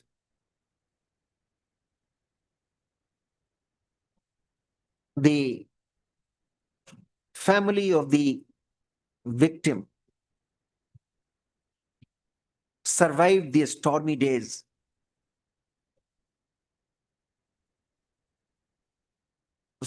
That was not taken into account while fixing a high quantum of damages.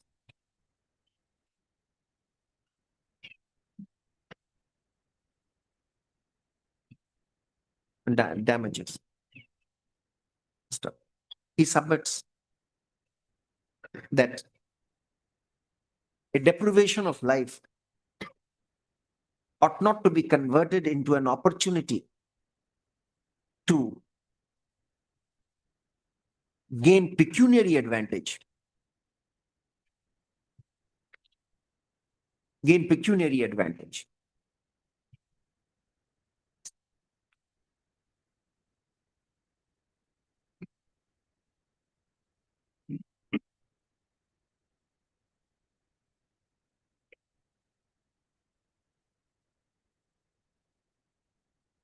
Opposing the aforementioned contentions. No, necessarily. We have heard after having heard the learned counsel for the parties, we are of the view that the learned single judge was absolutely justified in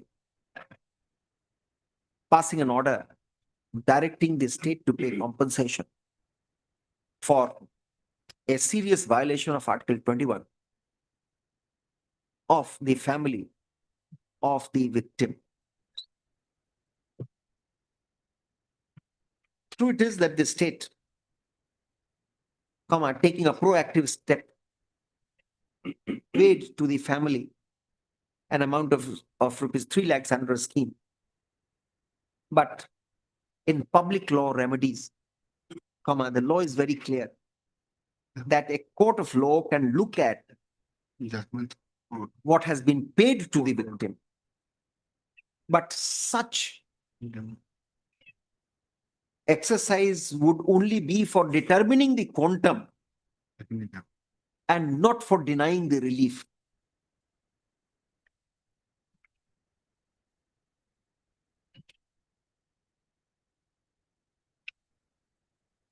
Payment under a scheme or ex gratia does not bar constitutional compensation. Constitutional compensation. So far as the quantum of compensation is concerned, the factors which have weighed with us in rejecting the claim of the appellant is the long disappearance of the deceased, the trauma faced by the family for a long time, the family not being able to even perform the last rites of the victim, and he was only presumed to be dead because of the passage of time. To some extent, the failure of the state to investigate the case and book the culprits, and the inflation and the present and the current price index. Taking all these into account, we do not find the quantum of compensation of rupees 10 lakhs to be unreasonable or excessive. Unreasonable or excessive. The amount of compensation has not yet been paid, perhaps for the intervention of the court, as this appeal has been admitted, and the order of the learned single and the operative portion of the order of the learned single judge has been stayed. The stay granted on the impugned judgment is vacated.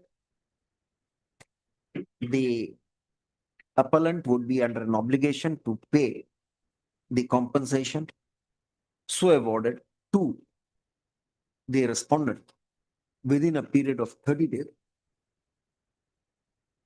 Within a period of 30 days. Failing which, it would be open for the respondent to approach the relevant forum for getting the order executed. The appeal is dismissed. Deeply objective. Interim order. There was no interim order. There was no interim. And then what I was like, perhaps perhaps for the reason that this appeal was admitted for interim order. वो देख लेना revenue and directorate जो department है appellate. Deeply obliged. And so, Mr. Manda, you realize that half the time was consumed by you on an issue which was not acceptable to us. yes, my bad luck. No, not bad luck. No, but since you had raised it, we had to deal with it. Yes. Deeply obliged. I'm very grateful. And so obligement.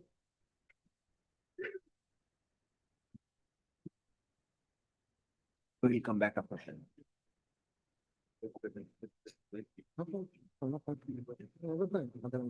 चलो yes. Bapi हम पास डाला 7 minute.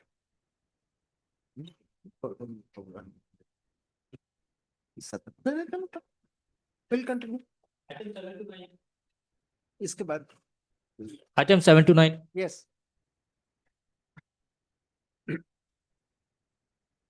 Lord, I appear in item 7. Yes. That's right. Who appears in 8? Mr. Eight, Das, you are yeah. appearing in any matter? Which item number 8? 8 item. So you lead the arguments Yes, because he. unless you have an objection to it. No, there is no objection in it. There is no objection. So you appear in 8. Issues are same. Issues, my lord. Who appears in item number 9? Let me first have all the lawyers. 9 is ours item. 8 and 9 is both. 8 and 9 both. Both, yes. So are the issues same? Same Issues, judgment under yes, challenge. Yes. Same judgment under challenge. My There'll be lord, there are just give me 5-10 minutes. I'll give a brief because the checkered history is so. Not 5-10 huge. minutes. You My- take it's your so- time. It's so huge. Checkered history of this case. No, doesn't matter. Mr. Yes. Das, considering your experience and the formidable reputation that you have as a lawyer, I think you will not take us to unnecessary parts No, of history. that's what. Before that, You just tell us the issues on which this Yes. appeal can be decided. yes, my lord. My lord, Now, legend, we are not interested. We are interested in only connected legend. yes, correct, my lord, right. My lord, before that, I like to point out one thing before I start the matter. There is one writ petition, 5946 of 2023, before I start it. 5946 of 2000? 5946 of 2023, Yes, where the writ petition is before the learned single judge, pending. pending. Huh. This is one. Huh. At one point of time, the division bench, when these matters were pending, I pointed out before the learned single judge that my lord will just transfer this matter to division bench, subject matter being the same. Of course, the learned single judge said, no, we can't do it. That's right. Because you have to go for division bench and say that this is what is Sir, happening. Mr. Das, so if we decide this matter, Yes. there'll be no option for the learned single judge to abide by the decision of the bench of larger strength. That's what. So therefore, let it remain there. But because that is also a connected matter in respect of all these three Possible. matters. Unless you say that if the records of that case is not here, you will not be able to argue. No, That's that's it. not the point. Then The point is that there is why I'm saying there is a status quo order where protection was granted by the learned single judge. Till today, with respect to that petition, that petition, because not that with is, respect to you. no, I just tell what is the case about. What do you want, Mr. Das? No, Now, I don't want. get. No, I don't want I don't want You your want the lordship. case to be brought here. No, I really wanted a case and it to be decided once for all. We will. They do- doesn't want. They said that it be decided on his own merit, which is before the learned single judge. Right, so therefore. Own the- merits. The petitioners, so we will decide this matter. I think No, that would absolutely. be set at rest forever. No, that is absolutely for us. There is no problem, my lords. My lord, there is a checkered history in this case. Why? One second. Item number 8. We have the records of item number 8. 8.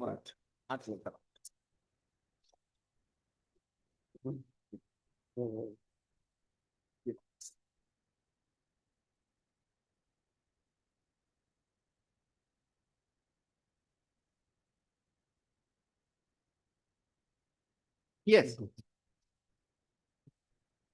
My lord, your lordship is taking writ appeal 43 of 2023. 43 of 2024. My Yes. lord, this is, when we moved this matter, it was leave to appeal was granted by this court.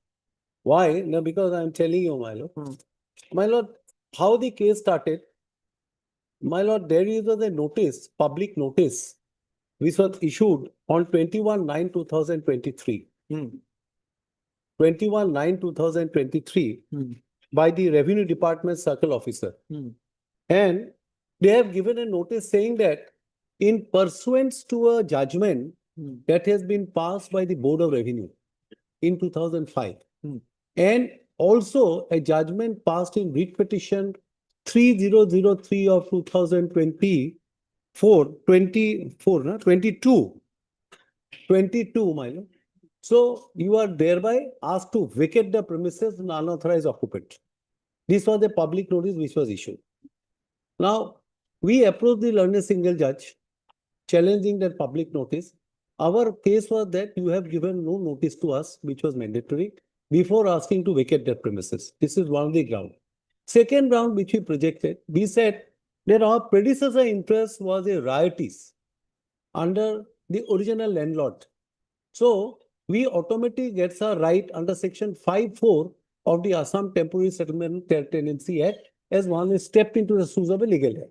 So our case is that we should be protected. We are covered by 1935 Act, which was repealed and 1971 Act came in force. So limited it on that ground, there was a protection which was given by the court saying no coercive measures should be taken. In the meantime, an affidavit was filed by the state where my learned friend AG appears in that case. He files an affidavit stating where is the question of this fighting the matter here, because already the learned single judge has decided an issue that is writ petition 3003 of 2022, whereby the subject matter was in respect of Assam Board of Revenue. That was the same subject matter, whereby it was declared the entire 101 land declared as a Khotra land.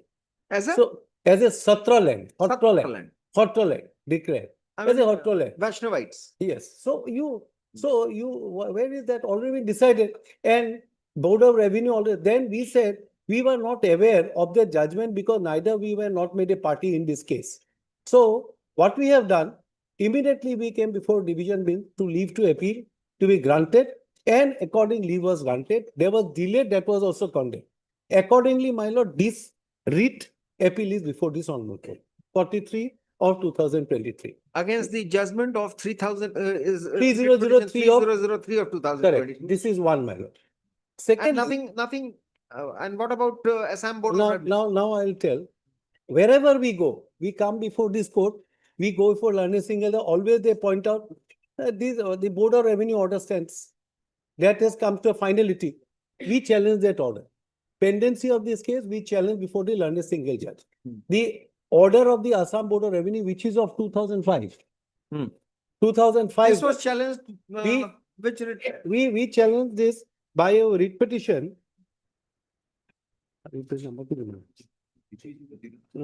Which is the second writ appeal before this honorable court. That item number 9. Item number 9.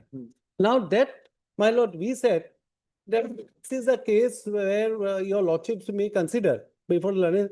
They file affidavit. They said no. One of your predecessor interests also has appeared before the Board of Revenue. So we were aware of it. So on this count itself, the writ petition was dismissed. So that is why this Therefore, item number 9. of delay and latches. Delay and latches. Because- And also there are other grounds also. Not only delay and latches, there are other grounds which has been dismissed by the. So this item number 9 is before this honorable court. So this is where I step these two appeals before this honorable court.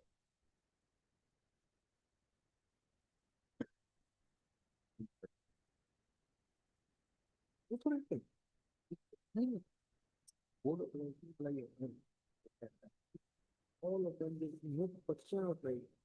This is a Satra right from before. What a pure whether ABR could have done that. Yes. Now, the 2022, the judgment of the Board of Revenue was of 2005. What's happened in the in the writ petition filed against the order passed by the ABR? ABR is assigned Board of Revenue. Yes, that is, no, Your Lordship, that is dismissed. Item number 9. On what ground? The ground of delay and laches, there Did were, you take the ground that the Board of Revenue was not beset with that issue? no, It what- was only with respect to 17 bigas of land. correct, that also we have taken. And 17 what has the- bigas, What has the learned single just said? London single just said, no, already, because already it has been decided by Assam Board of Revenue that it is entire. And London single just, my lord, this is a Yes. Disfithira's land. The London single judge, the Board of Revenue.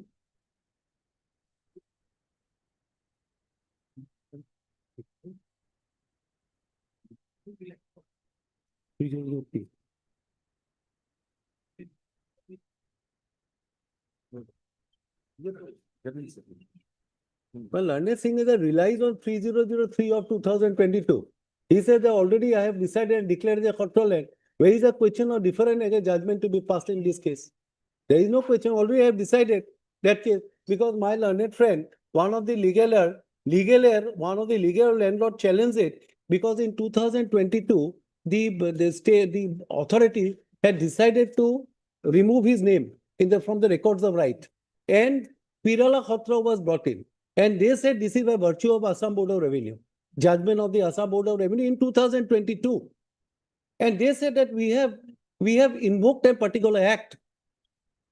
This act is known as Assam State Acquisition of Land Belonging to Religious Charitable Institution Public Nature Act. So on that basis, because on the basis, No, the difficulty is that act cannot be put to use in argument for the reason that there has not been any acquisition under that. right, one. So this land could not have been acquired. No, number, what is most important, No, 2020. Therefore, the core issue, therefore, for Mr. Das would be, whichever case you may choose to argue, that the ABR's judgment is incorrect. Yes, that's all our whole. That is the. That is the foundation thrust of the matter. And where was the evidence? Where was the issue raised before the ABR?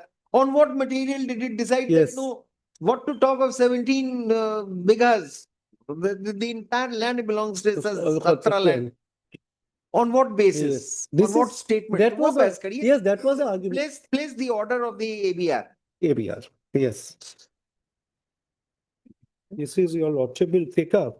It has a checkered history. We straight away got. No, See, because- the filtrate of the case is this. I know this that is paper. right, but when your lordship is put in this manner, with 4 or 5 points, No, but no. when Have we have we go. done it? If we have done it wrongly, you tell us. No, you no, explain this ko. your lordship is absolutely correct. But as a lawyer, we have to go to checkered history also. Somewhere we don't leave. Sometimes we leave also. Yes. That's the whole problem.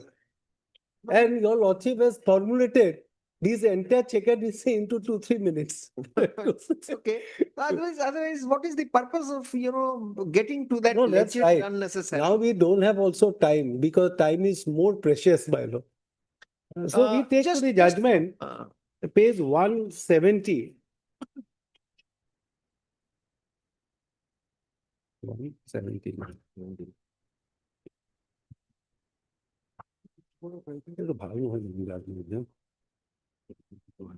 But there is a type copy which is at page 200. And this book of review in our brief in this item. 200. Item, It's at 170. yes, 170 is the, but this is not very distinct. I think we have got a type copy also. Corrected type. Yes, All right. Yes.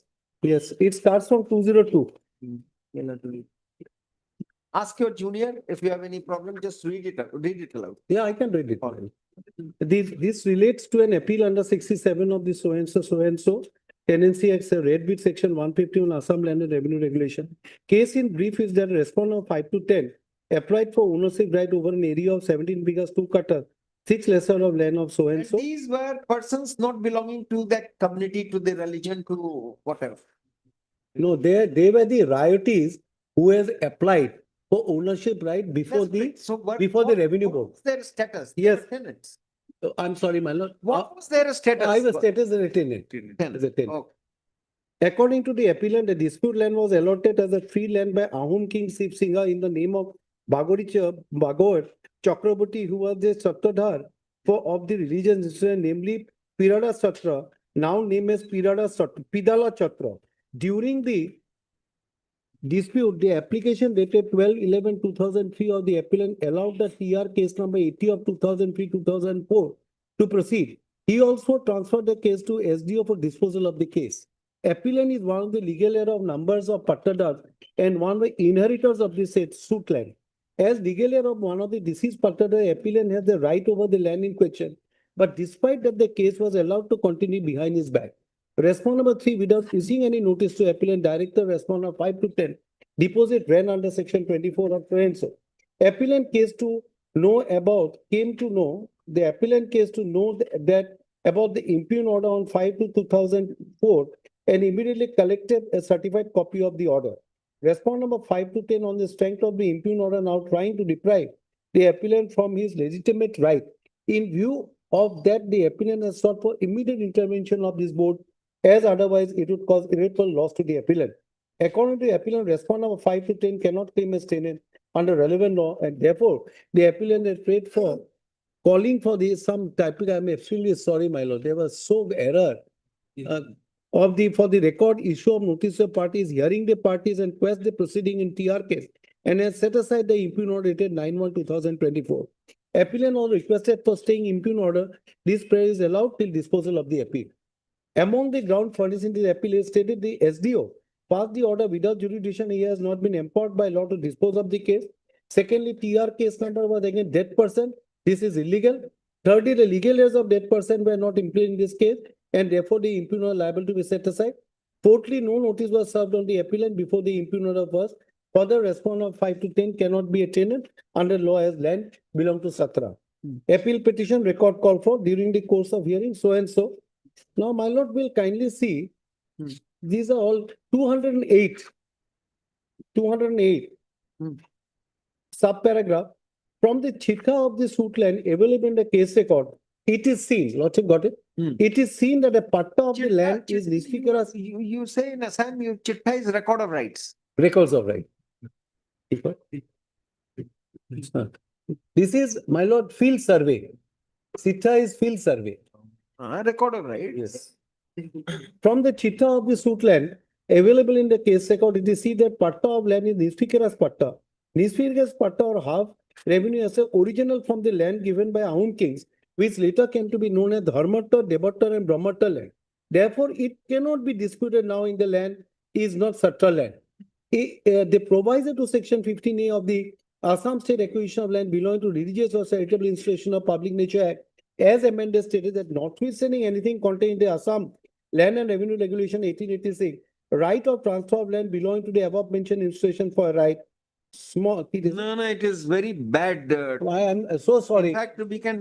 My lord, the we can have a original. look at the original. Yes, even yes. if it is. That's why, my lord, right. Where our One- eyes attend this. I'm so wrong. sorry, my lord. 171. Do one thing. Yes. You have a corrected type copy for us Yes. of this ADR. The entire, all these appeals shall be decided on this. Yes, yes. Asim, Provide us this copy by next Friday. I'm so sorry, my lord. No, it doesn't matter. I just read, I got really. But some person from your office, a responsible one, should certify that it is the corrected Yes, yes, copy. we'll do it. There should not be any mistake. There Be was careful. some original also, there was some mistake in the original. The whatever is that, we will. You write correctly and say that in original it is this. Yes. Sick, as I see. Yes. That's the way it is done. Yes. Now, This Friday, man. like here, Tomorrow. this, no. Tomorrow, on a hearing day, No hearing there. next to next Friday. Yes, yes. I will not delay the matter. It is. No, we also want, my lord. The only problem is that it is before the learned single judge. If learned single judge decide and go, then Doesn't this will matter. have a He problem. cannot decide otherwise. This is a bench of larger strength, no? But I'll tell your lordship, very honestly, I'll tell. This is what we said. My learned friend was there. And he said that this should be decided on its own merit. Learned single judge honestly said that it is difficult for us to take up the matter as it is pending before division bench. But they insisted, I said, okay, if you are insisting, because there was an order passed by this court saying that it will be decided on its own merit. This No, is the look, problem. Notwithstanding the insistence of any one of the parties, we can have that case called here, but then we don't want to do it. So no, it's up to your lordship, but We don't want to I do have it. expressed Now, my let anybody have any objection. This is our jurisdiction. We will have that case also tagged with this No, case that is and what- we'll decide the writ petition. That's what I said, my lord. My lord, if I may stand corrected, my lord, that writ petition at one point of time was tagged along with his writ appeal, my lord. He got it tagged. Somebody got it Yes, tagged. yes. My lord, during deliberation, it got detached, and this honorable court, there is an order, my lord, passed here, my lord, Ah. where it is said, my lord, that writ petition is to be decided on its own merit. It goes back to the learned single judge. It stands, my lord, as it is. Then That is the there state is of no- affairs. No, There is no what I'm saying, I got. Leave that aside. We are not getting into that issue. Whether it is No, I am not saying that you are misconstrued. during the course of argument, we realized that the type copy of the judgment of Assam Board of Revenue on provided type copy of Assam provided by the appellants is not the corrected version of the judgment. Mr. Das, learned senior advocate, undertakes to furnish a corrected type copy of the judgment of the Assam Board of Revenue by the next date. Re-notify on 12/12. Yes. One judgment I have seen of Honorable Justice Chaudhary, 1959, that has been discussed in a learned single judge bench, I think, one judgment. What is this act of 1959? And there I have got that copy also. You know. Huh?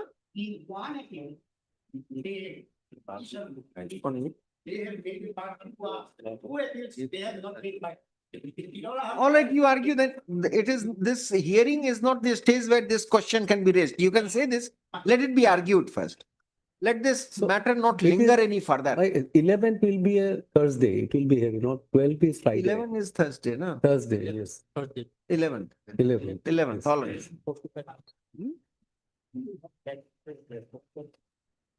कौन सा है नागालैंड में On 11th. Yes, sir.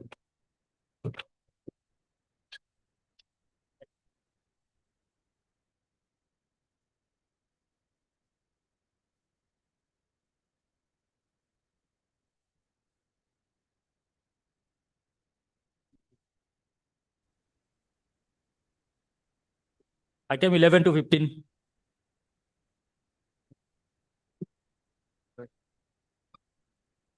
Oh, sorry. After some time. Just a minute.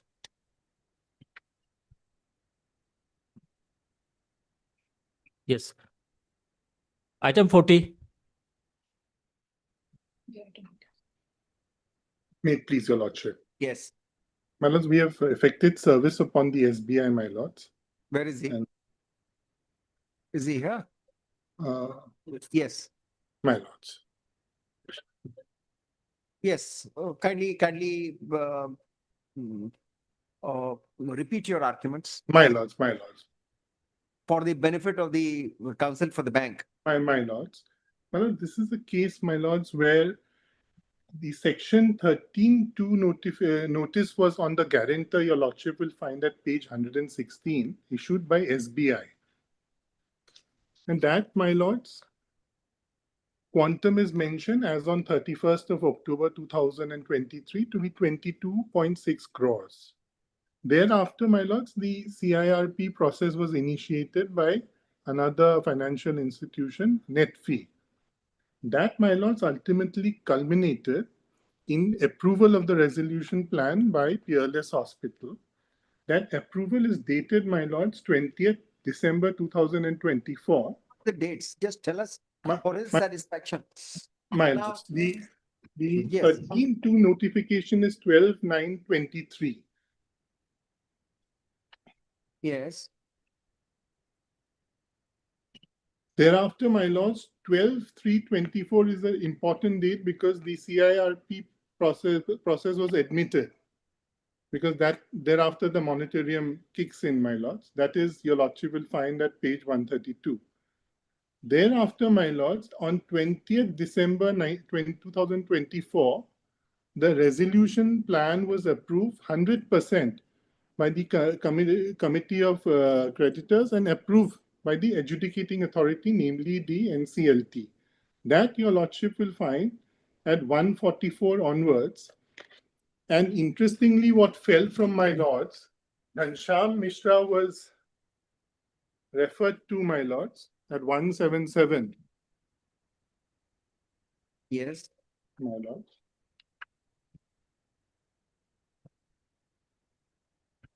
Where is the approval? Sorry, my lords, it's 156. Para 19.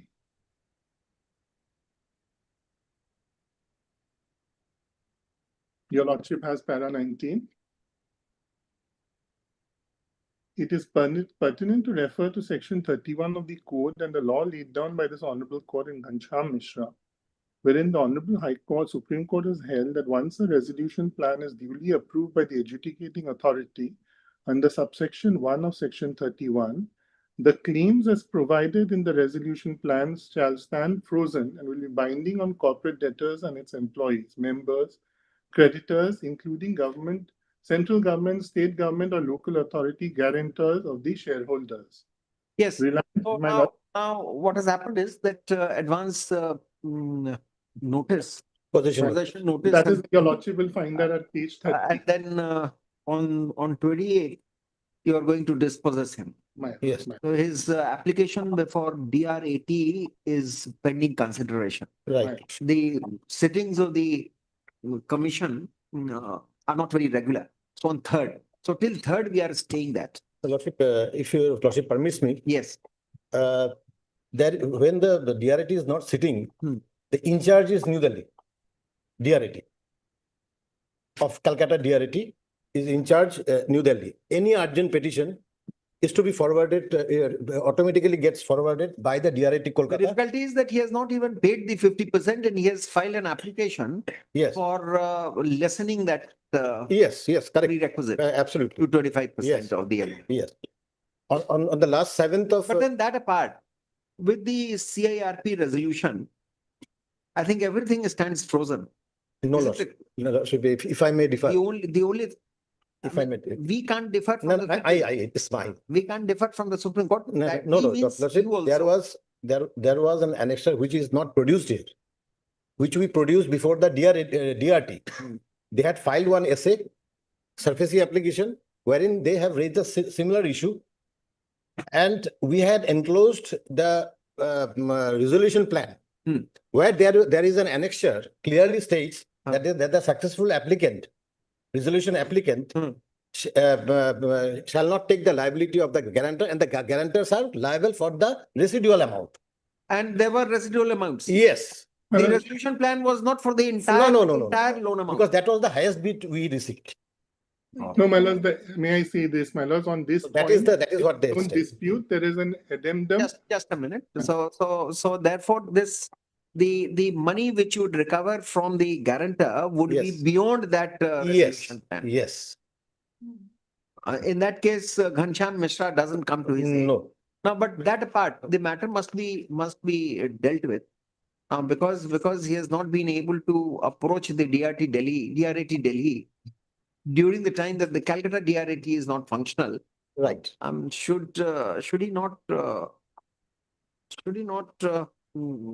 be given some time? I'll leave That's it the to your question. lordship. I'll leave it to your Nothing- lordship. Heavens are not going to. Right, lordship. I'll not press on that matter. But then this is for the district. He's the DC, no? Yes. Who has issued that? Yes. But who represents him? No, nobody. Nobody. So Mr. RK. the property is in New Delhi. Property is in New Delhi. In Gurgaon, my lord. We had filed caveat before the New Delhi DRT. Also. We would ask you not to pursue this for 2 weeks till the time there is a sitting. We are not passing any order. Otherwise. Lordship, that would be. We will not discuss anything on merit. I can understand, lordship. I can understand.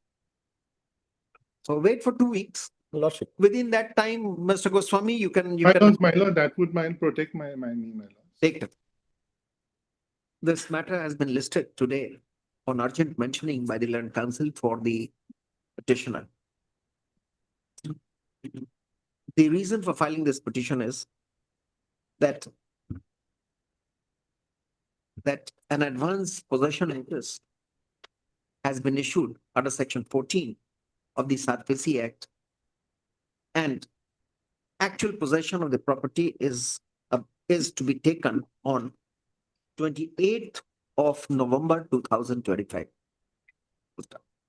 Against the order passed under section 14, against the order passed by the petitioner had approached the DRT for relief, which was rejected, despite the fact that the respondent bank's admitted claims, according to the petitioner, have been fully satisfied under a resolution plan duly approved on 20/12/2024 in the corporate insolvency resolution process of MS Ayur Sundra Hospital (Guwahati) Private Limited.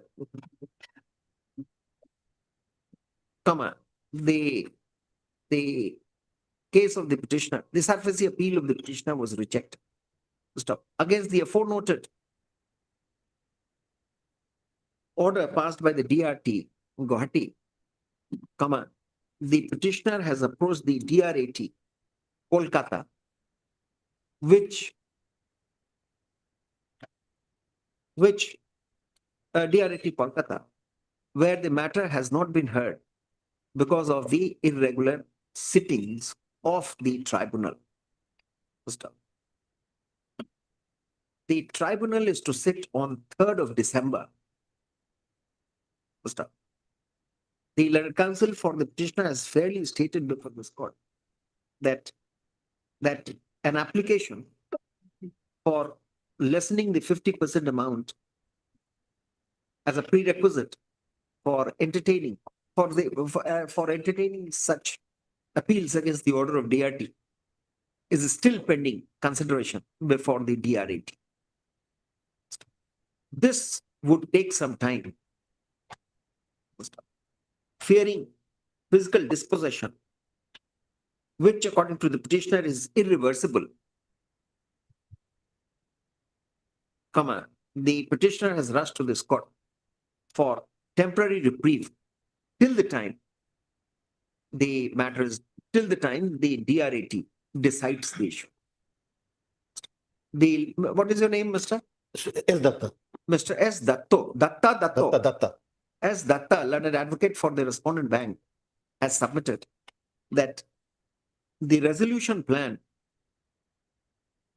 clearly stipulates that the guarantor would not be covered with respect to the residual amount, which does not form part of the resolution plan.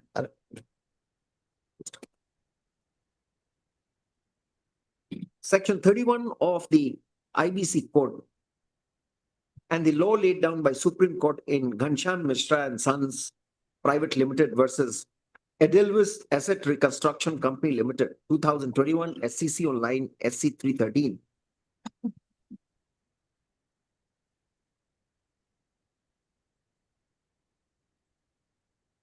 Once a resolution plan is duly approved by the adjudicating authority under subsection 1 of section 31 of the IBC, the claims as provided in the resolution plan shall stand frozen and will be binding on the corporate debtor and its employees, members, creditors, including the central government, any state government or any local authority, guarantors and other stakeholders.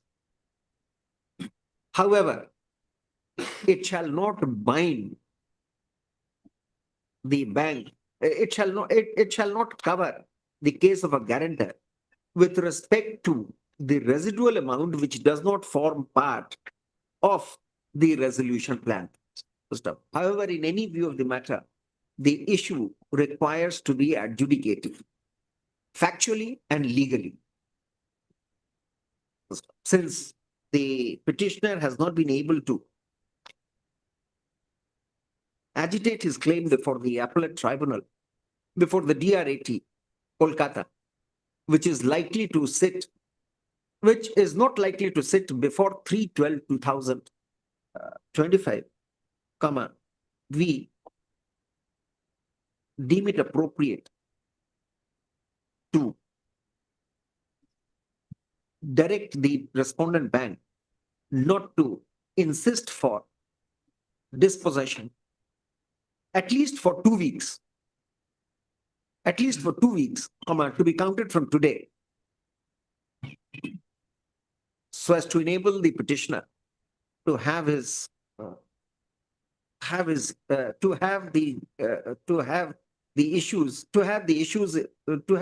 issues raised by him adjudicated by the DRAT. Necessary communication shall be made by the respondent bank to the office of the DC, Delhi, No, my lords, Gurgaon. my DC Gurgaon, who is to effect the physical possession of the property in question. Since we have not issued notice to the DC Gurgaon, we have only requested the learned counsel for the respondent bank to intimate this fact to the authority, bracket DC Gurgaon. It is additional district magistrate. DC Gurgaon, respondents number 4 and 5. Respondents number 4 4 and 5. 4 and 5. With the aforementioned observation, the petition stands disposed of. I'm deeply obliged, my lords. We make it very clear. We further make it very clear that we have expressed no opinion on the merits of the case.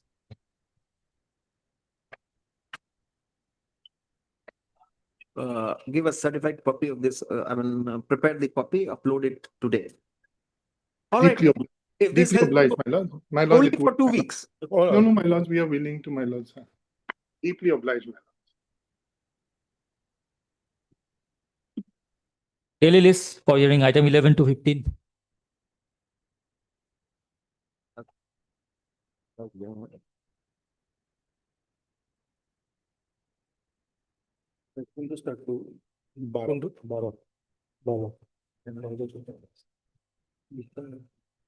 Yes. Lordship will kindly take up item 12. I'm appearing in item 11 and 12.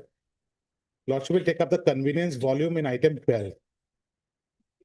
428 of 2020. Yes. Share with us. Who filed it? You had argued it earlier, no? We had just briefly started, and Lordship said we have to file it because it was in 6 volumes. Okay. Let's see. We had. So if I may just, if Lordship will kindly say, this is voluminous because we have annexed the judgments also for the convenience of the court. That's right. But then we are not intimidated by volume, always. No, in the first half, in the first sitting, I made it known to the learned lawyer that, many a times, and in fact, most of the times that we come across these voluminous briefs, we ultimately realize that the filtrate is very less. It's small. So issues are simple, yes, provided the lawyers would allow it to remain simple. We will try. This is not for you. This is a general observation. Don't worry about these casual, off-the-cuff remarks. Absolutely, Lordships. Yes. If I may just briefly indicate, the index is there, Lordships. Yes. And we have, for the convenience, we have put in a convenience volume pagination and readable paginations. Yes. For cross-reference. Yes. 428. Yes, 428. Tell us first in brief. We have forgotten the facts of the case. Yes. Now, I am appearing for 34 Group D employees of working under the health department. These were, in fact, if Lordships will kindly take up that, everything we have noted it down for Lordships. Please come to page 1 of the convenience. So that will be easy for us. Or, May I start from page 1? yes, We have divided this written submission into 4 parts. Part 1 is that we have formulated the issues for consideration. Whether the appointment of the appellants pursuant to a recruitment process that was admittedly initiated by publishing an advertisement in the newspaper calling for applications in compliance of Article 16 of the Constitution can be termed as fake appointments. Secondly, whether after 14 years of continuous and unblemished services, the appointments of the appellants can be validly terminated as being fake, particularly in light of the fact that the Director Health Services Assam was all along aware of these appointments and that the appellants were being paid the regular scale of pay by the concerned Treasury Office. The third issue that falls is whether reasons not indicated in the show cause notice can form the basis for justifying the termination of the appellants. And the last issue with respect is whether in the absence of any allegations of malpractice, fraud, and/or misrepresentation by the appellants, any fault can be attributed to them in the matter of their appointments pursuant to a legally sound recruitment process. These are broadly the 4 issues that would cover all the appeals. so let's see the facts first. Yes. Now, the relevant dates and facts now I'm appearing in item 11 and 12, Lordships. In these 2 appeals, there are total 34 appellants, Goalpara 17 and Dibrugarh 17. They were all appointed as grade 4 employees in 2005 against substantive vacancies under Joint Director Health Services and continued as such until the services were terminated in 2019. All through their service, they received a regular scale without any break. The termination of their services after rendering almost 14 years of service has been upheld by the learned single judge by the impugned judgment. Now we are coming to the list of dates. Kindly for the time being, let us start from 3/1/2005. The first date, I'll come back later on, Lordships. Advertisement dated 3/1/2005, published in the newspaper, calling for applications from eligible candidates for 70 number of grade 4. Mr. Goswami, instead of going through all these dates we have followed, so you were appointed against an advertisement for vacant posts, sanctioned posts, duly advertised. Yes. And you were appointed. There was no complaint with respect to the recruitment process. There's no challenge. That's right. So in 2019, your services were terminated perhaps on the ground that it did not have the approval of SIU. SIU, and we were appointed. There were 3 reasons given. Yes, what was the reason? One was that we were appointed by the Joint Director. These were the 3 issues that was mentioned in the show cause notice. Right, Joint Director who was not authorized. No, that it doesn't say that. It just says that you were appointed by the Joint Director. Joint Director, yes. The next was no DHS approval. No DIU. What is DIU? The SIN. Special Staff Inspection Unit. Staff Inspection Unit approval. No, Staff Inspection Unit. Inspection Unit. Staff Inspection Unit. Approval. And there was no DHS approval. There was no? Director of Health Services approval. DHS approval. Now, if Lordship, I'll take the Lordship to the documents. It flies on the face of it. Now, just take us, we are asking you to follow our way. Right. So you take us to the single judges, the judgment impugned with respect to these issues. What has been held? If Lordships will kindly have a look at the This is how document. we filter the facts. Unnecessary facts may not be No, because necessary. there are 2 So these are the 3 issues on which your services have been terminated after 14 years. Yes, Lordship. Regular service. Yes. So let's see what the single judge has to say about these. Yeah, but just before that, if I can just show 2 documents. Yes. The appointment order and the fact that everything was in the public domain. That's all right. You have said that everything. Public advertisement, issuance of an advertisement, people applying, and then a regular test. You participate. Therefore, it was in public domain. Agreed. And there's no question on that. No, why? Let us come down to the basics. No, Okay. therefore we will do it faster. Oh. I'm sure I can assure you will not miss out on any relevant or crucial point. Please, Lordships, kindly come to page 240 of the convenience volume. 240. Before that, you show the appointment letter. Let us not have. Just two fully things, Lordship, I yes. wanted to show. Yes. It may be necessary. Yes. Kindly have a look at the appointment letter, Page. which is at page 21. One of such appointment letters. Yes, only one of such appointment letter.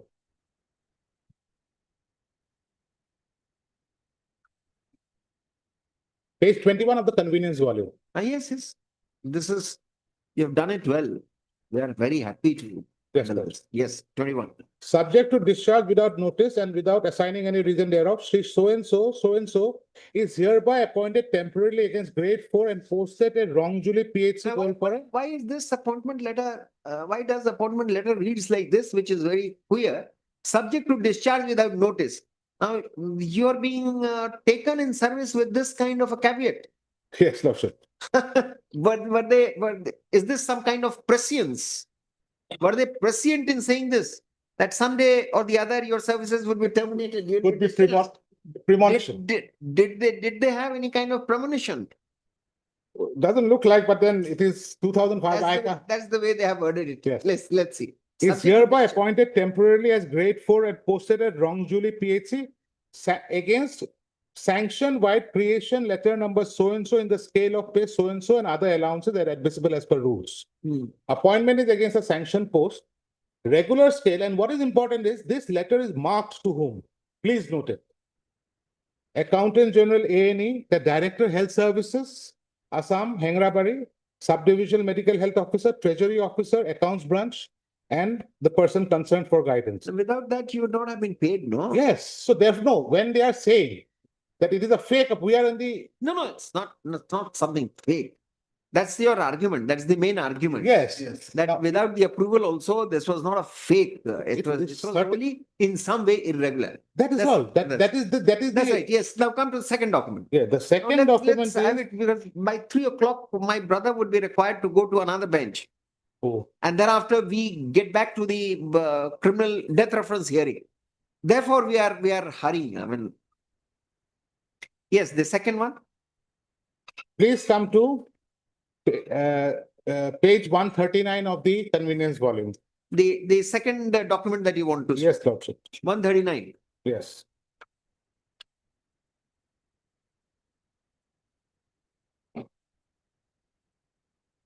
Yes, what is this? Appointed by Joint Director Health Services. Now, I'll just like to place it with reference to the letter number quoted above. The Director Health Services, the following deficiencies have been found against you as suggested by the Okay, screening. this is the show cause notice to you. Yes, now, there is one more submission on this. They rely on a document, that is the screening committee report. Let's see. Which is never furnished to us. This is by the Joint Director. Yes, this is the show cause notice. Addressed to one Narayan Prasad Rabha. Yes. Grade 4. What does it say? Let's see. Appointed by Joint Director of Health Services, Goalpara, letter number so-and-so, no DHS approval, no SIU approval. This is all that the show cause notice states. Hence, you are hereby show cause as to why your appointment should not be treated as fake for the above deficiencies. Now, Lordship, I am asking pausing for a moment. I am asking a question to myself. When there is an advertisement in the newspaper, is the applicant first supposed to ascertain whether there is a This is the job of the department. whether there is a DHS approval? Therefore, we wanted to see what the single judge has done. Yes, with so it. therefore I wanted to show Lordship these two documents. It's very necessary for me to show. That's it. Now, Lordship will come to the single judge's judgment. At para 72, page 240 is the issue that is called out by the learned single judge. One minute.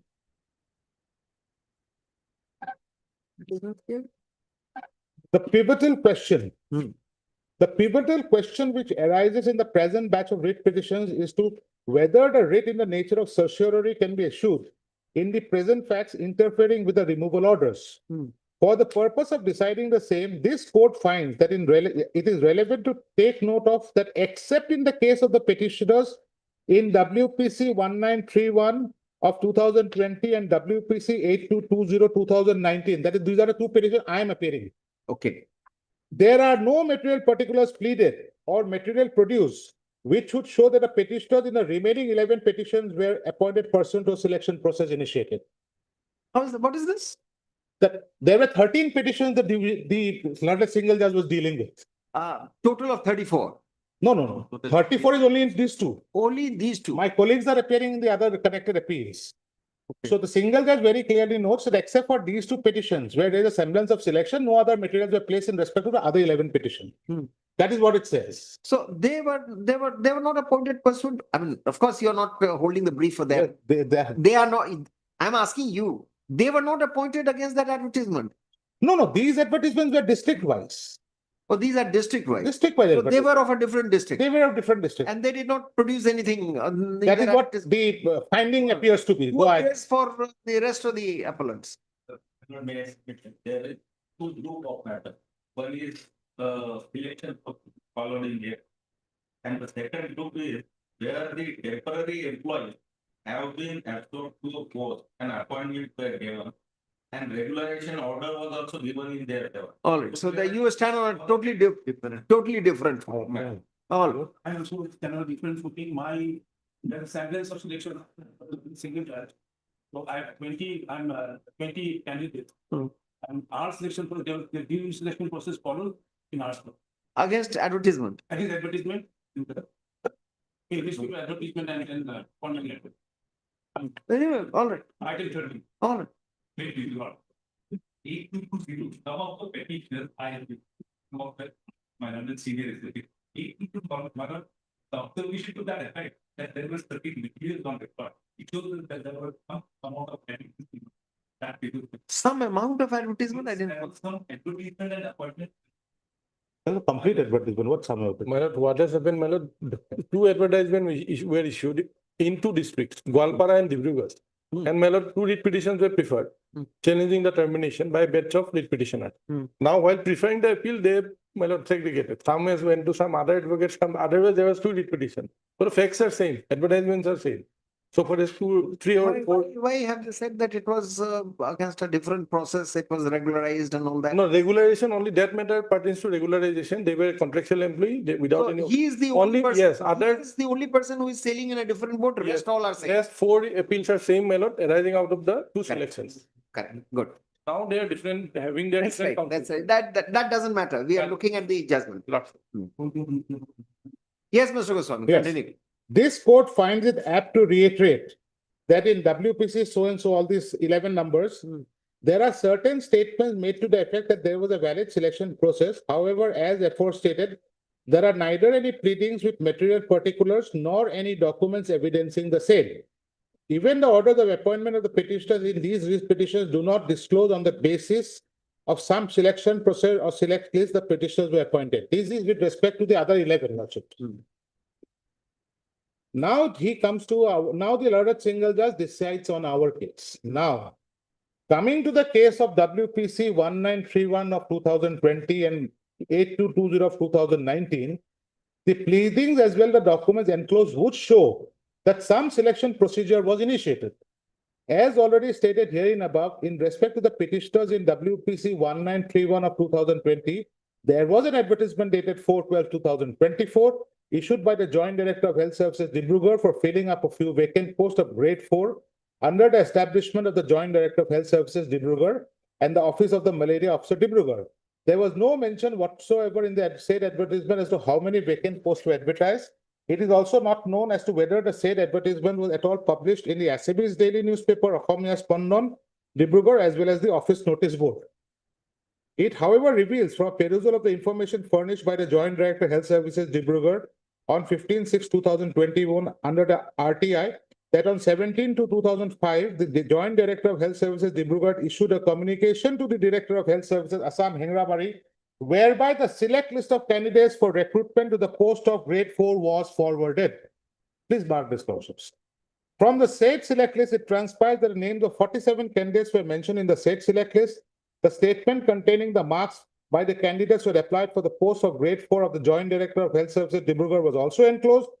From the said statement, it reveals that 103 candidates had appeared in the said selection process.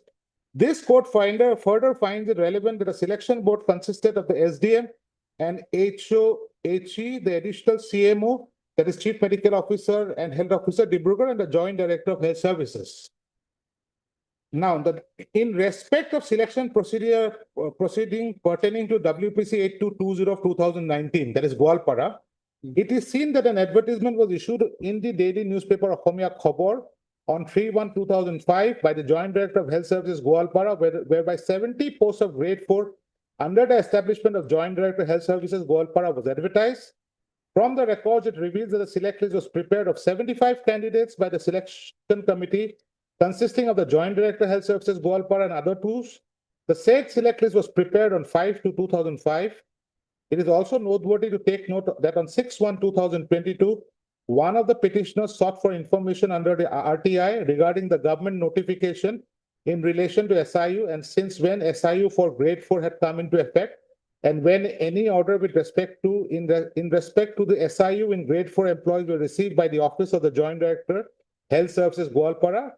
The PIO and the SDM and White communication dated 23/5/2022 informed that information sought for has not been received by the office. Now, Lordship will come to what single judge now goes beyond the initial pleadings and considers a rule, which was never there in the show cause notice. Neither pleaded. This fact was brought in by the state by an additional affidavit. And this is, now he's considering the Lordships, the learned single judge is now considering the 1997 rules, the applicability of the 1997 rules in these appointments. Before proceeding further to adjudicate the pivotal question, the court finds it relevant to take note of as to whether the rules of 1997 would be applicable for selection of grade 4 employees in the health department of the government of Assam. Although in the initial pleading, there is no mention as regards the applicability of the rules of 1997, either by the petitioners or the health department, but in the additional affidavit filed on 31/5/2023, reference was made to the rules of 1997, which are required to be followed for selection and appointment in the grade 3 and grade 4 posts of the districts in the health and family welfare department. This court has already, in the previous segment of the instant judgment, dealt with the rules of 1997, Rule 3, and then his lordship. So my contention is this is beyond the charge frame. Now, lordships, from now he has quoted Rule 3. Yes. And this is, I'm emphasizing, lordship, this is beyond even the show cause notice. You have said that. You have said that. Now, lordship will kindly come Mr. to. Goswami, there are two things. When you make a statement, you repeat once, that gets entrenched in my mind. Third repetition, my mind repels that fact. It says that I take only two things from there. Either you're thinking that I don't hear, or I'm sorry, I won't do. Twice repetition is all right. Third time it becomes difficult for me to, digest. Twice because when I hear a counsel, I hear very intently. Yes. Now, lordship will come to page 243, para 76, where the finding of the court is recorded. Para 76, last 4 lines. Yes. Under such circumstances, it is the opinion of this court that rules of 1997 duly apply to the selection of grade 3 and grade 4 posts of the Health and Family Welfare Department. It is reiterated once again that the rules of 1997 had come into effect with effect from 4/8/1997. Just a minute, just hurriedly read the rules. What does it say? Yes. Rule 3. These rules shall apply only to. It is quoted here. You can quote it here. I'm not reading. Okay. These rules shall apply only to those class 3, both technical and non-technical, and grade 4 posts where there are no service rules, executive orders regulating the recruitment and conditions of service are not within the purview of the commission. So admittedly, there are no separate rules regulating their appointment. And then it comes, lordship will see direct recruitment. Who is it doesn't even define who is the appointing authority. These rules are also silent as to who is the appointing authority. rules 4.2, the appointing authority shall advertise the No, no, you vacancy. come to this. This shall not apply to the posts of police under the home. Actually, you're not police. We are not police. Posts of the establishment of Raj Bhavan, the post excluded from the purview of these rules by any general. All right. Yes. So therefore, this applies. That's what the court says. Yes. Yes. Now, Lordship will see rule 4.2. Which I think so is not put in. Rule 4.2 is not put in. Yeah. What does it say? Lordship will- Just read out. Read out. The appointing authority. We'll ask for that copy, but in the meantime, you read. The appointing authority. Now, Lordship, I am reading 4.2 just to re-emphasize the issue that this is at best an irregularity because everything was followed. The appointing authority shall advertise the vacancies, giving details about reservation for the reserved categories and other categories, necessary particulars by displaying the advertisement in the office notice board of the office of the appointing authority. In addition, the copies of the advertisement shall be sent to the following offices as stated below for display in the respective office notice boards. The learned single judge has taken exception that it was published in the newspaper but not put in the office notice board. Though the rule says that you have to put it in the office notice board. But he went a step forward, he advertised it in the newspaper. And in fact, that was nobody's. In the case of district level or the office below that, the selection committee shall comprise of deputy commissioner, which is the case here, all subdivision in the district. In case of division level office, the selection committee shall after conducting necessary test interview, prepare a combined list of successful candidates in order of merit and furnish the appointing authority a copy of the combined merit list recommended by it in order of preference found suitable. The same thing was done in this. All right. Yes. Now, Lordships, page 244, I'm reading from the second line. Yes. However, in writ petitions number 8220 and 1931, though there are mention of initiation of selection process and a select list being prepared, the details of which this court has already mentioned herein above, but the said selection process initiated, the selection procedure, as well the select list show prepared are not in conformity with the rules of 1997. All right. That is the finding of the court. Yes. And therefore, your formulation that this was absolutely new, this was not the charge. Yes. Now, Lordships will kindly come to the bottom of the page. I am reading from the fourth.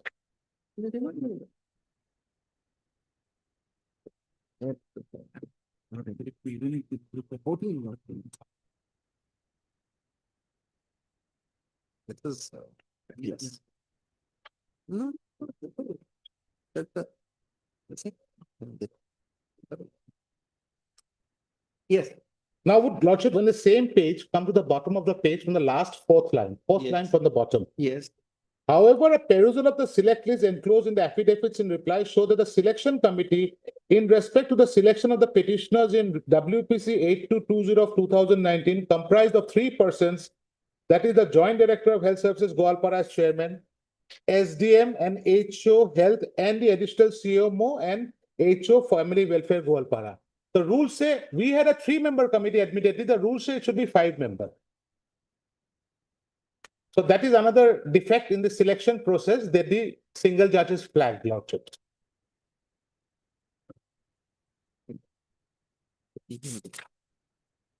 Yeah.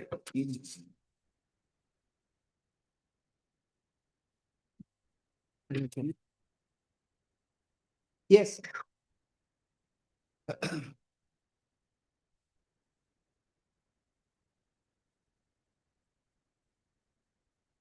Para 79, page 245. This court further finds it relevant to take note of another aspect of the matter, in as much as in some of the cases it is seen that the Director of Health Services Assam had appointed some of the petitioners. There is no mention in the writ petition wherein the Director of Health Services had appointed such petitioners as to whether the same was done on the basis of some selection process initiated in rules with the rules of 1997, Therefore, it would be seen that the appointments of the petitioners to the various grade 4 posts under the health department were totally in violation of the rules of 1997. And Lordships will then come to para 81 to 83. It is this here that the court finally says that why our appointments are bad. The reasons. I'll just place these three paragraphs. Yes. Most important paragraphs. Yes. Para 81 starts at convenience volume page 246. Yeah. In the foregoing paragraphs of the instant judgment, this court has in detail dealt with the materials on record. From the materials on record, it is seen that on the basis of an OM dated 6/12/1999, the state level empowered committee was constituted. It was specifically mentioned in the OM that the existing vacant post cannot be filled up by direct recruitment or promotion without the approval of the state level empowered committee. It is also seen from the records that the OM dated 6/12/1999 was brought to the notice of all concerned of the government of Assam by communication dated 7/12/1999, issued by the Commissioner and Secretary of the Government of Assam Finance Department. Further to that, by WT message dated 22/12/1999, all the deputy commissioners and subdivisional officers were also informed about the office memorandum dated 6/12/1999. It is also seen that on 11/4/2002, the government in the Health Family Department had directed Director of Health Services as well as the Director of Health Services Family Welfare not to issue any appointment order by the communication dated 11/4/2002. This very communication further stipulated that even in cases where permission of SLEC and the approval of Minister Health and Family Department was obtained, then also there would be no appointment. Their directors, the directions were also communicated to all joint directors of health services of the district, the additional director of health services, etc., by communication dated 25/2/2002. There is, however, no record as to when the ban was lifted, but it has been mentioned in the additional affidavit filed on 31/5/2023 by the Director of Health Services Assam that for the first time, selection and appointment of 76 numbers of grade 3 and grade 4 posts under the Health and Family Welfare Department was conducted on October 2006, and that the state drive was initiated pursuant to the letter of the Health and Family Welfare Department by so-and-so, dated 19/1/2006, as per the approval of the Finance SIU Department dated 3/8/2006, mentioned in the letter 18/10/2006, issued by the Finance Budget Department. Under such circumstances, the question arises as to how the appointments were made prior to SLEC dissolution with effect from 30/6/2005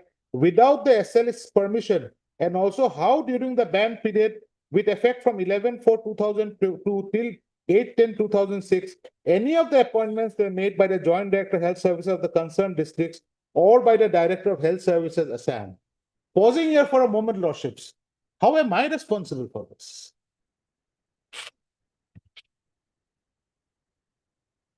Unless there is any evidence of collusion. Absolutely. Unless, that's what I say, unless you would not know it.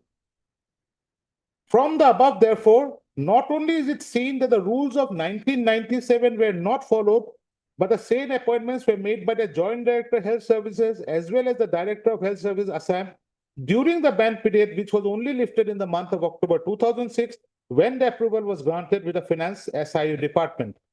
Last paragraph. This court further finds it relevant that the OM was issued on 4/7/2005 by the Finance Department of the Government of Assam, wherein amongst others it was specifically stipulated that it was only upon recommendation of the SIU, the concerned administrative department would fill up the post as per rules and after observing all procedures.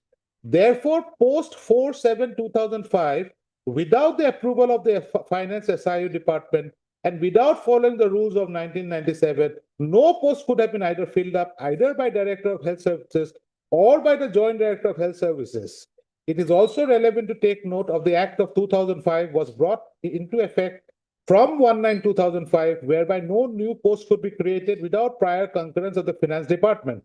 No appointment shall be made by the state government or the appointing authorities under it in the vacancies arising out of transfer and leave of the incumbents in this post and the appointment letters to the vacant post shall clearly indicate the identity of the post in the manner that may be prescribed.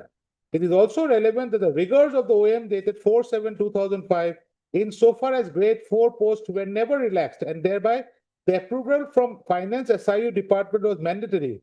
Under such circumstances, it is difficult to visualize or accept as to how post 4/7/2005 any appointment could have been made without the SIU approval and without following the rules of 1997, which was applicable. So this is essentially what the highest learned single judge says. And thereafter, learned single judge, unfortunately, and then Lordship will kindly come to the para 88.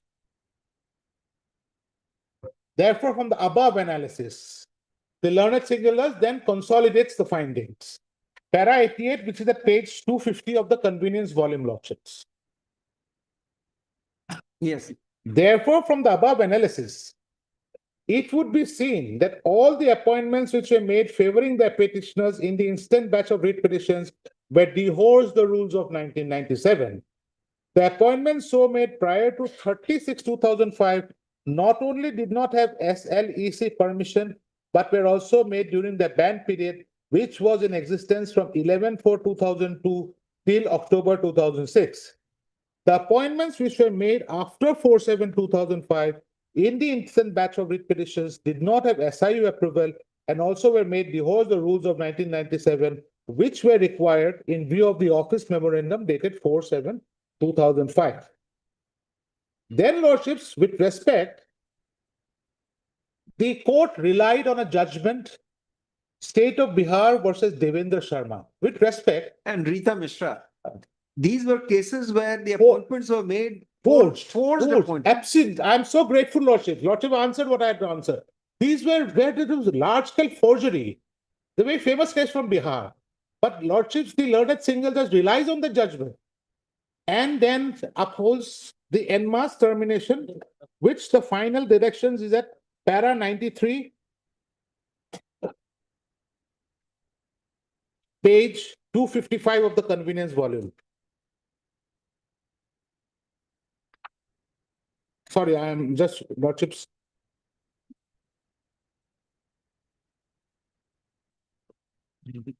'92, before para 91, in the backdrop of the above, this court finds it, therefore, it is the opinion that the question of issuance in the rate of nature of certiorari. This is paragraph? Page 255, para 91. Convenience volume, page 255. Yes. In the backdrop of the above, this court, therefore, is of the opinion that the questions of issuance of writ in the nature of certiorari in the present case for setting aside the impugned removal orders do not arise, inasmuch as all appointments of the petitioners were illegal appointments and no sanctity in the eyes of law, for which they are honest.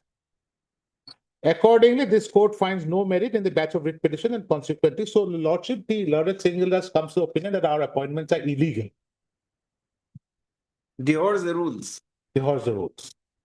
Though there is substantial compliance with the rules, which we have demonstrated. And finally,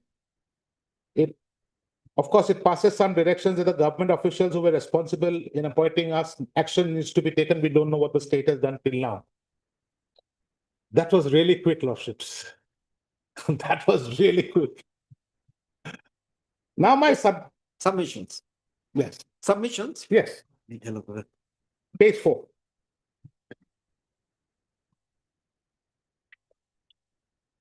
My first submission is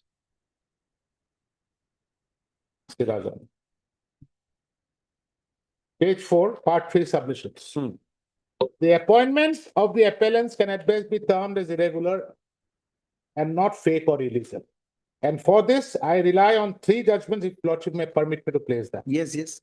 The number 1 judgment I wish to place is Siraj Ahmed.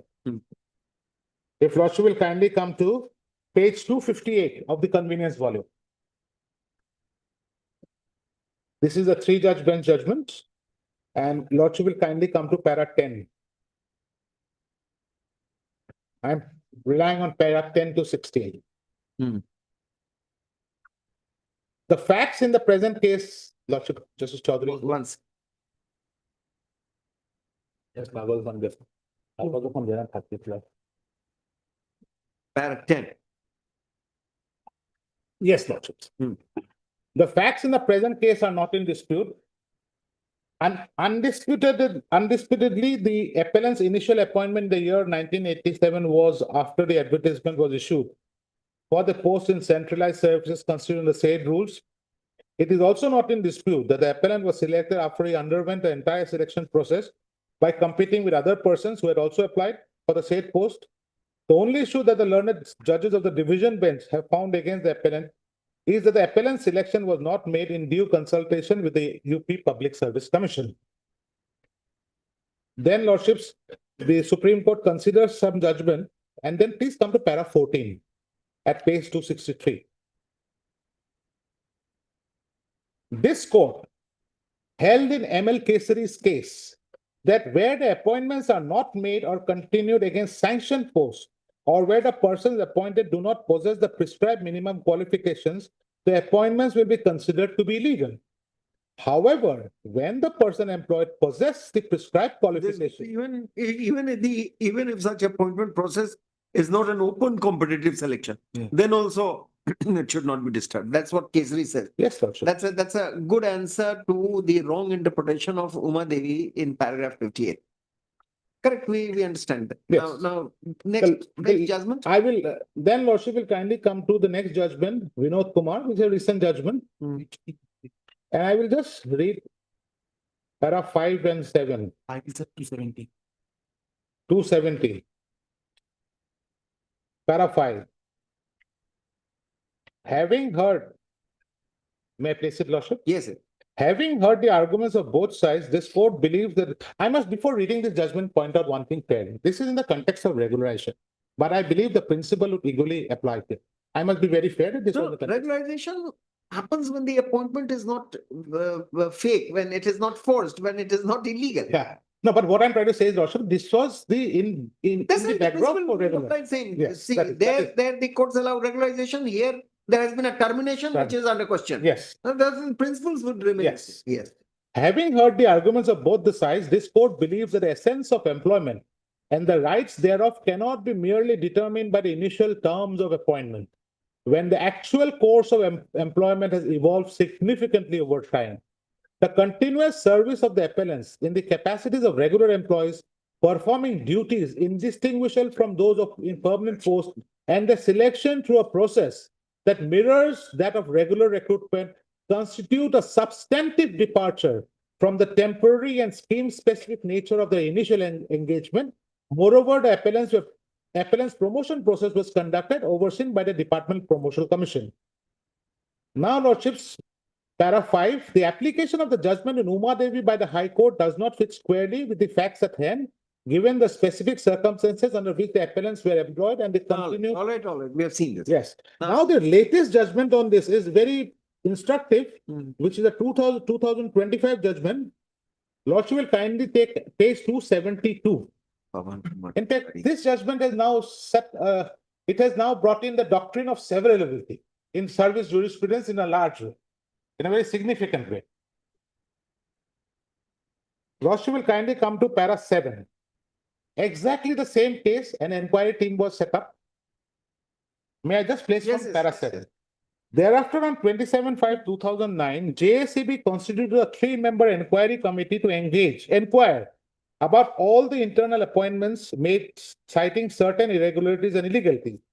On 27/6/2009, the inquiry committee submitted its report stating appointments were not made in adherence to the prescribed rules of qualification, and additionally, the appointments were made beyond the sanctions vacancies for internal appointments. Accordingly, the inquiry committee held that all the appointments made through various office orders to be unconstitutional, including office number so and so.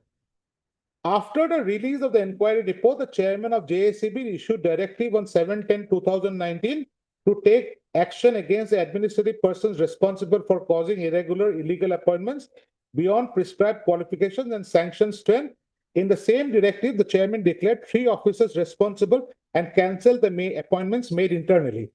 Now, Lordship will kindly come to para 18 at page 276. What were the issues framed by the court?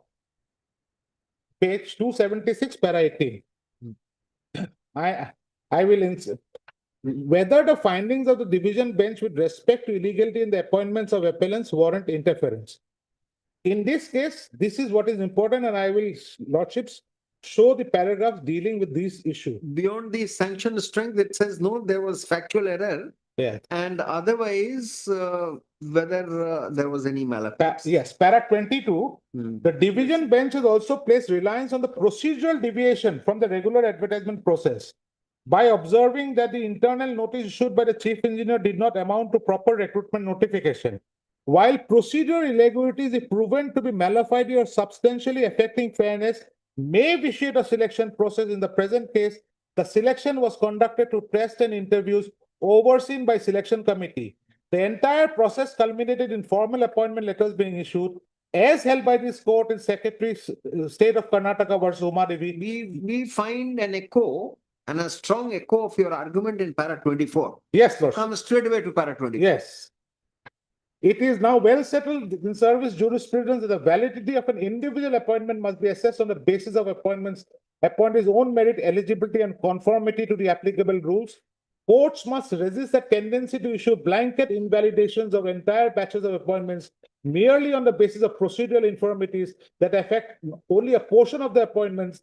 The principles of fairness, proportionality, and individual justice are foundational to the administrative law and demand a case-by-case analysis be undertaken before issuing sweeping orders of cancellation. And Lordships, 25. This court has in several decisions, including State of Bihar versus so-and-so, emphasized that when appointments are found to be irregular, the inquiry must focus whether such irregularity amounts to an illegality and whether the appointee had any role or knowledge of the deviation. If not, and the appointee was otherwise eligible, qualified, and appointed against sanctioned posts, there is no justification for nullifying such appointments.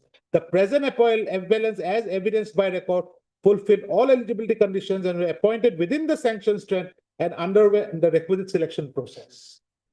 And then, of course, it goes into the doctrine of severability. And at para 32 is a test it has laid down for the high courts now to follow. Para 32.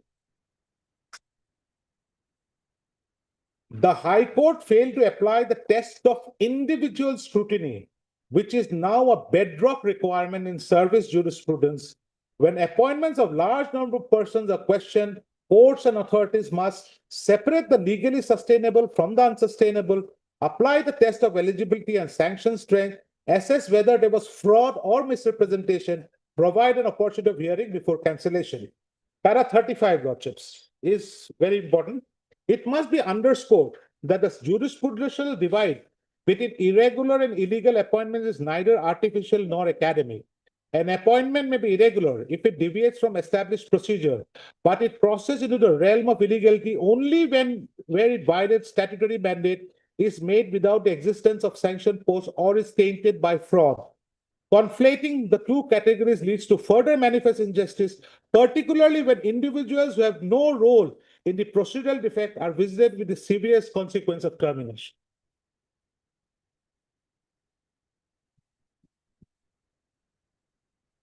Yes. I have indicated the other paragraph, but I will not read it in the. You can rest your case here. You can rest your case here. Sorry. Anything else that you want us of interest, which will evoke our interest and which would be necessary? I will just read the first lines of my submissions. I won't Yes, go. please. Please, Lordship, my second submission would be page 6. The rest I have already noted down what I had to say. Yes. My second submission is no fault can be attributed to the appellants in the matter of their appointments. These are the judgments, Lordships. And then I also said at para 6 that reliance on Devendra Sharma was misplaced by the learned single judge. It didn't apply. My third, if Lordship will see para 7, neither the show cause notice nor the impugned termination order is based on alleged non-compliance of the 1997 rules. And the case laws in support of that. And D, Lordships, is we also say that there has been a violation of the principles of natural justice because the inquiry relied on a document which, despite our asking, was never furnished to us. So we were prevented from defending us. And last is something I would just like to read because this para 10. Yes. The instant case is a classic case of arbitrary action by the state. This Honorable Supreme Court in a recent judgment in Manoj Kumar versus so-and-so has held, while the primary duty of constitutional courts remains the control of power, including setting aside of administrative actions that may be illegal or arbitrary, it must be acknowledged that such measures may not singularly address the repercussions of abuse of power. It is equally incumbent upon the courts as a secondary measure to address the injurious consequences arising from arbitrary and illegal actions. The concomitant duty to take reasonable measures to restitute the injured is our overarching constitutional principle, Lordships. So in conclusion, what I wish to pray is that Lordships will set aside these orders. What is your status today? We have been terminated. We did challenge our termination, but we stand terminated from 2019. But there are posts, there are From vacancies. 2019 till 2025, you're jobless, no? So that is an aspect Lordship will consider because these are posts of perennial nature.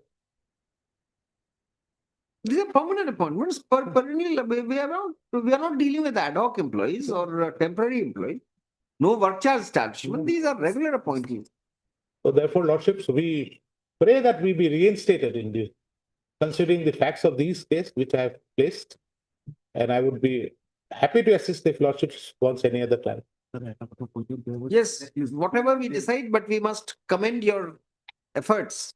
It was very well compiled. Therefore it took only half an hour, 45 minutes. Credit goes to my colleague. He's Mr. Singha. Yes. He's done it well. But under his guidance, sir.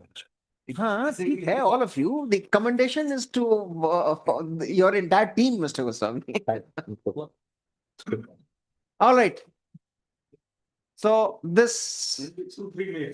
Okay. I will take only 2-3 so my term will be over. Yes. I have also. You have also made some compilation.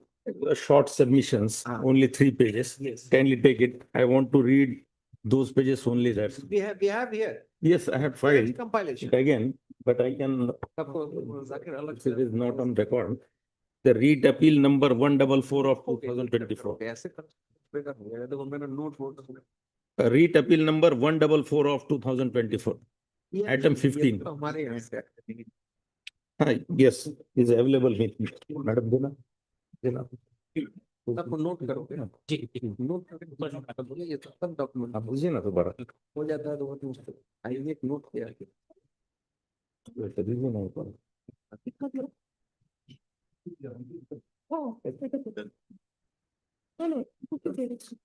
ये दे दो एक second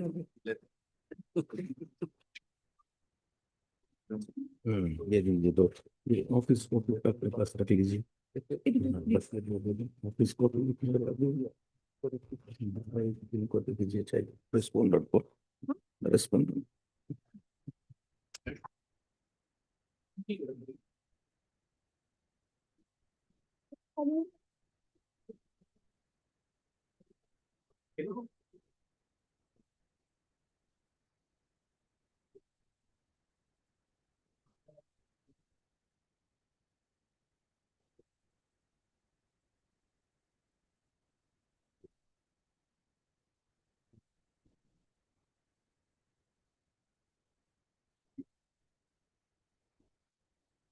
Yes. My lord, may I read? Can I have your name, please? Atul Baba Sahib Duck. Atul Baba Sahib? Duck. D-U-C-K. D-A-K-H. Duck. You are a practitioner of this court? I am regular practitioner before Honorable Supreme Court. All right. Yeah. My lord, the point number 1 of my short submissions. Most of the appellants were working from the year 1999 on casual or temporary basis at the health center, Shivsagar district. there was flood situation in the state of Assam in the year 1999. The state of Assam was not in position to get sufficient manpower to deal with the flood situation. That order of casual appointment is at page number 268, my lord. That is not marked. But for an example, that order of casual appointment is at page 268. Point number 3. It is at that time, in a difficult situation, the appellant had officiated and performed duties of class 4 employees in the district health center, Shivsagar. This was the exceptional circumstance exists in the present matter. The appellants were paid certain honorarium for this period and looking to their continuous service for a long time in a difficult situation, the appellants were given regular appointment on a permanent and sanctioned post prior to the year 2005. Page number 265 onwards, the regular appointment order are mentioned. Point number 6, since the year 2004 to 2005, they had given regular salary and all service benefits without any interruption. In the year 2011, all the appellants were regularized and payment of salary and other service benefits were continued till their removal. Annex here with a chart showing dates of appointment and dates of regularization. Kindly have a look at that chart, my lord. It's very categorically I have mentioned. Yes, the chart, the column number 3 is date of casual service and page numbers are given. The date of appointments, that is a regular appointment in favor of all the petitioners. And the date of regularization, that is also in favor of all the petitioners, appellants before your lordship. And the order of regularization, the page number is also given. All. My lord. Thereafter, kindly come to my short submissions, my lord. The point number 8, the respondent state did not conduct any selection process for these 16 years, merely because the appellants were regularized on permanent and sanctioned posts. The appellants were removed on 25th February 2020, the common ground that their replies of fresh show cause notice are not found satisfactory. Page number 922 onwards are the removal order. However, surprisingly, on 25th February 2020, the removal order was passed wherein no specific reason is given. The order is in complete violation of earlier direction of the Honorable Single Judge, wide order dated 18th May 2018 and 16th November 2019. Kindly see para number 8 and 10 at page number 1069. Kindly mark the page of the impugn order, by which the authority was directed to indicate the precise deficiency and afford opportunity of hearing to the affected employees before any adverse order is taken. So my ultimate submissions are, number 1, the appellants were removed from the service without looking to or setting aside the order of regularization, which is complete violation of Article 311 of the Constitution of India. Unless and until the order of regularization is set aside, the appellants could not have been removed. The appellants cannot be removed on the ground that they were employed without following selection process when their services were duly regularized. The issue of validity of regularization order was neither the question by the respondent.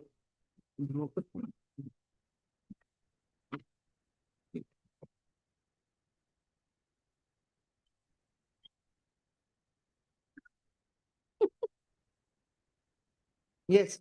Well, the point number 8, the issue of validity of regularization order was neither questioned by the respondent state nor decided by the Honorable High Court in the writ petition filed by the present appellants.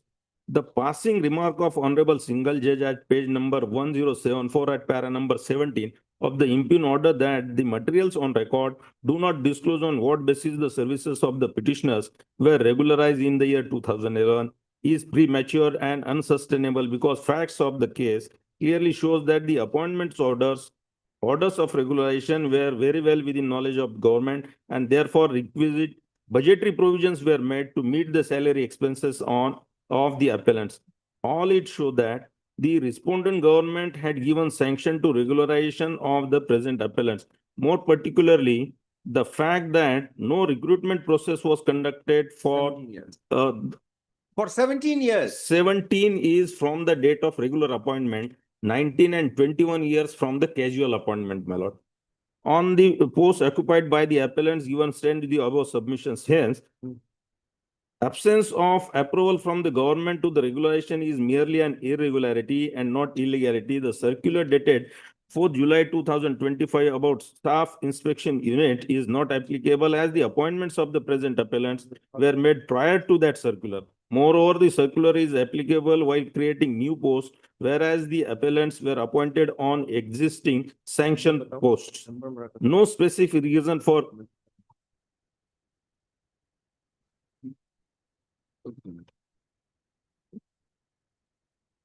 Yes, no specific reason for the removal was intimated to the appellants. that's The- right. The only, You the have last, points, we have heard it. my lord, All there right, is a recent judgment I just wanted to place on please record, pass my lord. on that judgment. इसको catalog करोगे जाके please. In the month of August.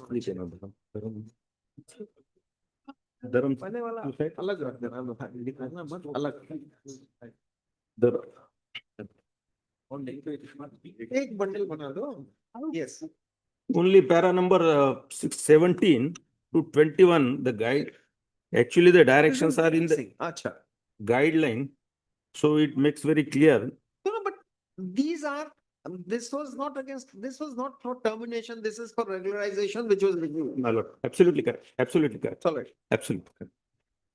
So my prayer is, my lord, there are certain directions given the remuneration, Aye. package, everything in Dharam Singh. But in terms of Dharam Singh, you were appointed, you worked for 17 years. Yes, You worked for 17, 19 years. yes, ma'am. So therefore, that is given. Right. That you need not stress on, Three M- Mr. Dak. Yes, ma'am. That's all right. Principle is all right. I'm grateful. Now, you have to say something else or you adopt the arguments? I shall be very brief. Then tomorrow, as a special, because tomorrow we have fixed other matters, but we must complete this. There is some urgency here. So tomorrow we give you time, half an hour, be as brief as Mr. Goswami. My lord. And state also you argue tomorrow. My lord. We give you half an hour to all the parties. Huh? No, we will allow you to argue. Prepare a note also, that will be easy for you, you will not digress. We don't require notes exactly, but that's for your benefit, our convenience also. Prepare a note tonight, tomorrow in case. Yes. But in item number 14, Lordship, I adopt the argument because we were the same writ petitioners in that matter. Come tomorrow and give your appearance. Definitely. Tomorrow we'll conclude the year. Yes. Your Lordship's item number 19, Your Lordship, there was urgency. This is the matter relating to the tea, routing of tea, 100% auction. That's right. So that we understand that. Your Lordship, So the this date may be auction 100% auction purchase, that's the only channel left. Indeed, Your Lordship. Your Lordship, since there is a little bit of urgency, I would request the Honorable Court to fix a date, Your Lordship. We will. In January also would do, Your Lordship's If 8th, January would do, then we will. Sab January, in the January, first week, right? 8th January. This matter may come up tomorrow in the first half, my lord. We'll take it up in the first half. First half. Continuation, shuru mein laga. Much obliged.